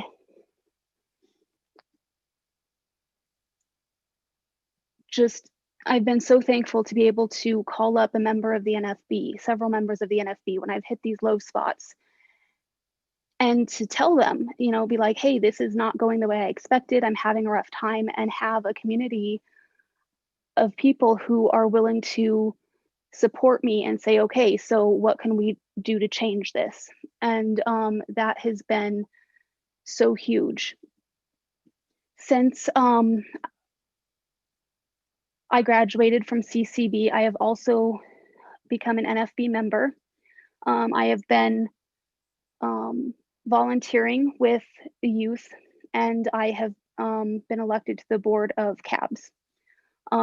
I hope that as time goes on that I can do the same for me as, or the same for others as was done for me, because at the end of the day, it was a NFB member who educated me to recognize my own blindness, and then Colorado Center for the Blind, who were affiliated with the NFB, that taught me to be independent and to chase the career that I wanted to pursue. And then the NFB as a whole, who taught me what it means to be part of a family. So that's why I choose to give my time and efforts back to the NFB, because I can think of nothing better than to be part of this amazing group of people that are to do what I can to support and empower others like I've been. Thank you so much, Karis. And it is, it's just really, woo woo, all right. It is really cool to get to see Karis's growth. It's funny, the NFB member that she talked about who helped her recognize that she was a blind person was Maureen, after she was assigned as Maureen's lab assistant in a chemistry class. So that was a really great thing, and I'm so happy that you two met and that you are one of our scholarship winners this year. So next we have Tracy Jones. Tracy is from Longmont, Colorado, and she is studying at Chicago School of Professional Psychology to get her PhD in organizational leadership and business psychology. So Tracy, take it away. Thank you so much. And thank you. Excuse me, my voice is not all there. So I apologize first for my lack of voice. But thank you so much for the scholarship committee for this tremendous opportunity. Like you said, my name is Tracy Carano Jones, and I am in the final stretch of my PhD program in organizational leadership, which is a business psychology program at the Chicago School of Professional Psychology. When I lost my vision in 2013, I found myself lying on the couch, self-paralyzed. I reached a point in my life where the darkness was not only physical, but it was also emotional. I was very distraught and had found very little purpose in my life. But somehow I reached within myself and found that little bit of brightness that lit the way to go forward. I reached out and I decided to go back to school, and I started a master's program at the University of the Rockies. At the time, I lived in Virginia. I also reached out to the NFB in Virginia, and that's where I first got introduced to the wonderful organization that the NFB is. They welcomed me, and I became a part of their family. They believed in me when I could not believe in myself. This rekindled a passion within me of helping others, and I got off the couch. Today, I strive to educate others about the capabilities of each and every person, for everyone has to grow from their assets. I initially started my academic career on a clinical track, but decided early on that my passion was on systemic change, particularly with respect to marginalized populations. I want to help those whose voices that have been muted to rise up and use their voices to advocate for themselves to improve their self-efficacy. This is at an organizational level. To this end, I co-founded one peer-run organization for individuals with lived experiences with mental health and/or substance use disorders, and have founded an animal-assisted wellness program for the same population of individuals, which I am trying to establish here in Colorado. I have established collaborations with Longmont's Recovery Cafe and Alliance of Therapy Dogs to help facilitate the change needed to help these individuals. We were just awarded the Pitch Award for E for All to help jumpstart Rise Phoenix Rise, which is the name of this organization, in the Longmont community. In an effort to support participants during this pandemic, I implemented a virtual support group book discussion on the book Get Happy Damn It, for which we received corporate sponsorship. In addition, I have previously served on the board of directors for a statewide mental health advocacy organization, acting as the chair of the diversity committee. I have participated in the Richmond Pledge to End Racism and in an asset-based community development project for refugees in Richmond, Virginia. I hope to be an active member of the NFB of Colorado, and I've already taken some steps to make myself a part of this family. I was just recently elected to the vice president of the Mountains and Plains chapter here in Colorado. I have gained a great deal from the NFB family, a family that has embraced me with all my shortcomings and has lifted me up with all my attributes. Some of the challenges I have encountered in my schooling have been alleviated by resources that I have learned from our colleagues right here in the NFB. Thank you again, and I hope to make you proud.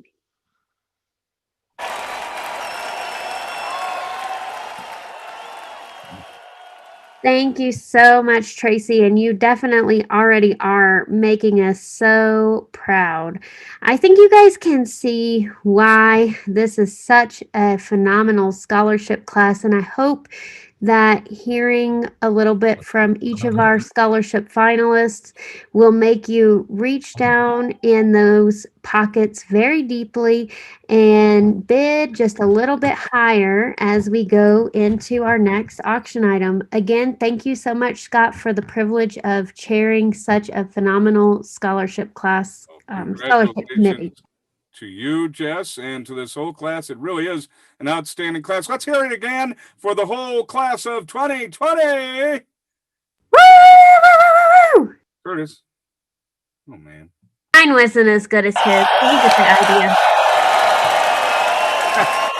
2020, baby! All right. So, yes, let him hear it.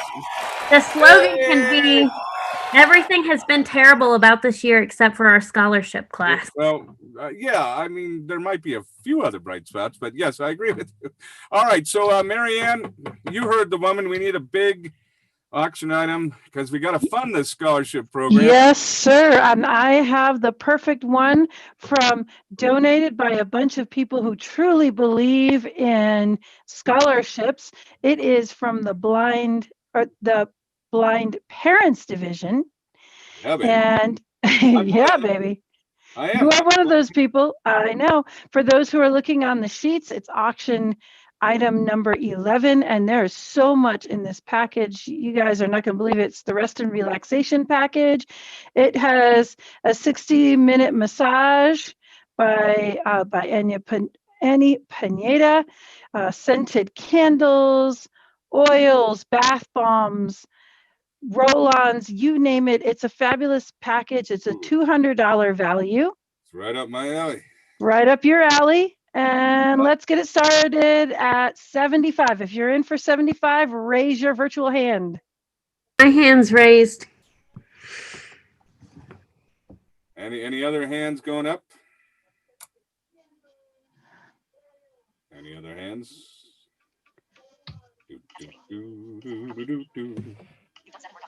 Any other hands? I see Mo's hands up too. All right, Mo's hand is up. All right, so let's unmute and let's get the fun going then. Yep. That's what I was just going to say, Marianne. 100 Beecham. What do you say, Mo? 125. Woo!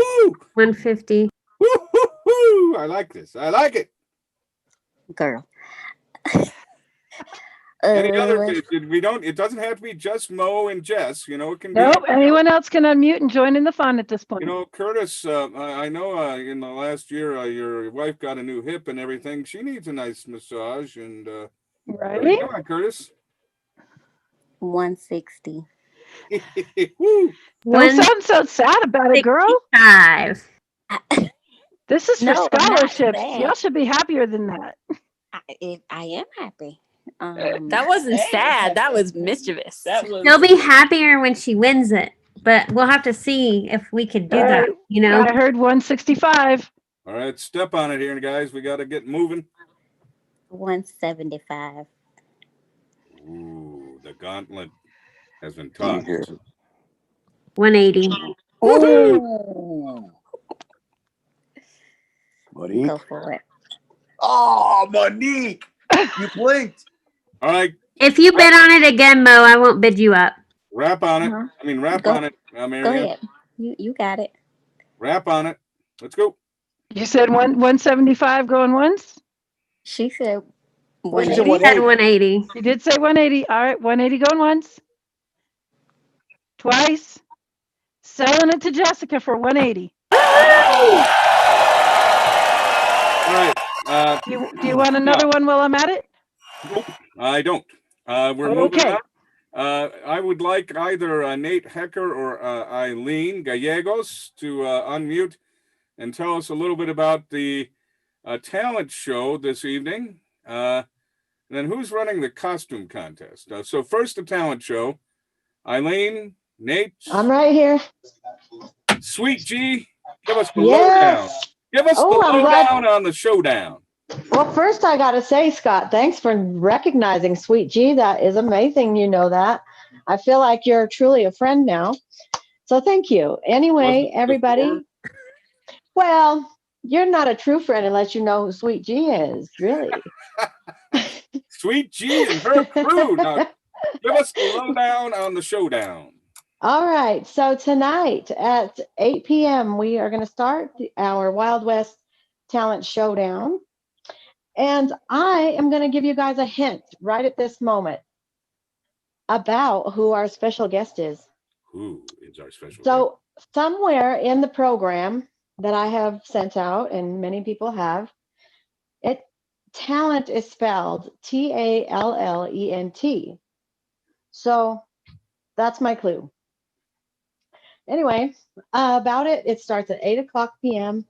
The Zoom link is sent out, and I've also sent out email to the Colorado blog and NFBCO Facebook page and my very own page and on my Sweet G and the crew page.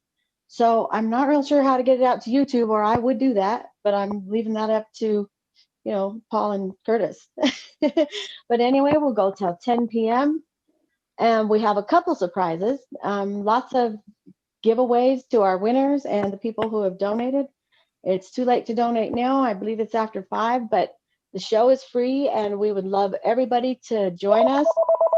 And I bet if you really want to donate, we would accept them. You just won't be able to win a prize. Oh, Eileen, I'll step in. Go ahead, Nate. We'll still let them have some prizes. If you donate and contact me before the show starts, I'll put your name on the list and you get the chance to win $2 or $50.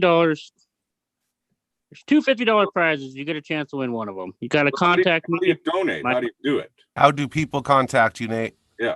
You got to email heckerhead@gmail.com and I'll give you the information from there. That's heckerhead, HECKER, HEAD @gmail.com. Give your phone number as well, please. Well, people, 605-610-7959. Thank you, sir. All of that information is included on Facebook, Colorado Talks, and anywhere you probably really want to find it, send me an email or give me a call as well, and I can help you with that. Thank you. Now, do we have anybody on the line who's running the costume contest? Anyone? Viewer?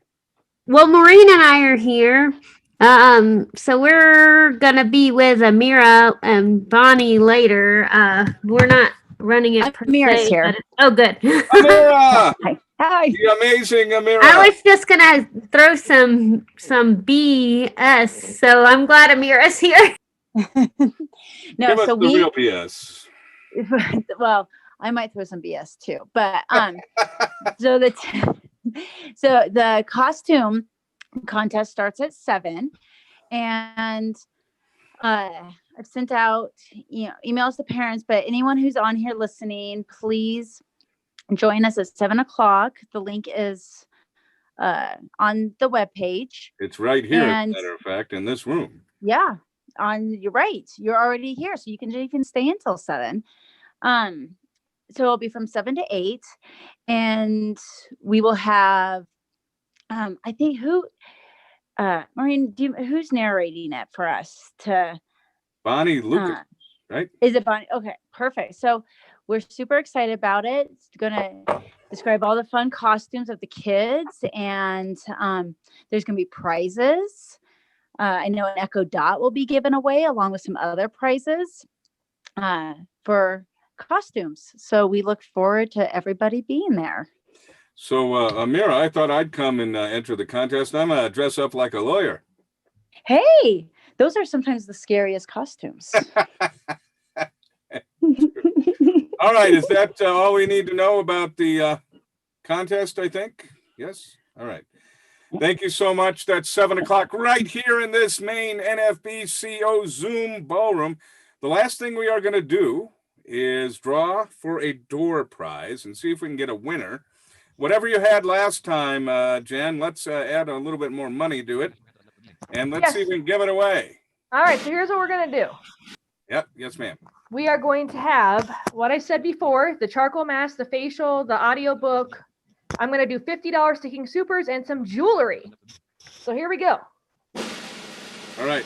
Lay it on me. Maddie Paulson, are you here? Maddie Paulson, I hope she didn't leave yet. Please didn't leave yet. Maddie Paulson. Maddie Paulson. She may not show up on the list because she's in a room, although she may have taken off. Well, Maddie Paulson. She's in a pod. She is We're in a not pod. seeing her. She's in a pod. If she's in a pod, somebody run in one of those across the pods, room. raise your hand. Yeah, come on. We want to give this nice stuff away. I take it she's a student. She is. Well, not as of tomorrow. I'm afraid you just lost the privilege.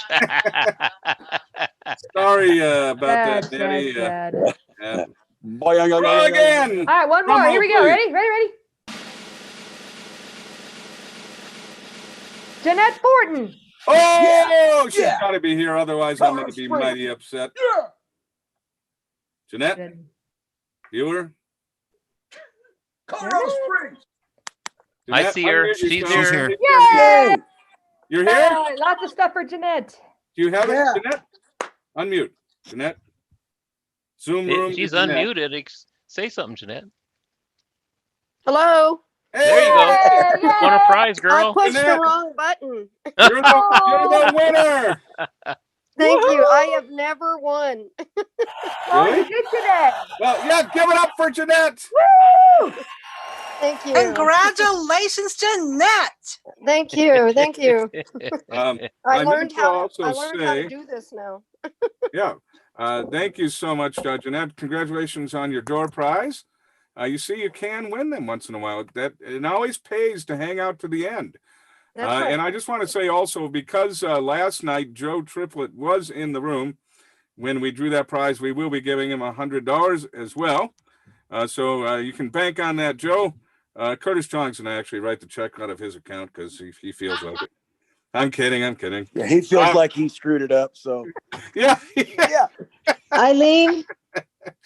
But Yes, I was just wanting to remind everybody who might have a commercial or any part of the showdown, you should have received an email.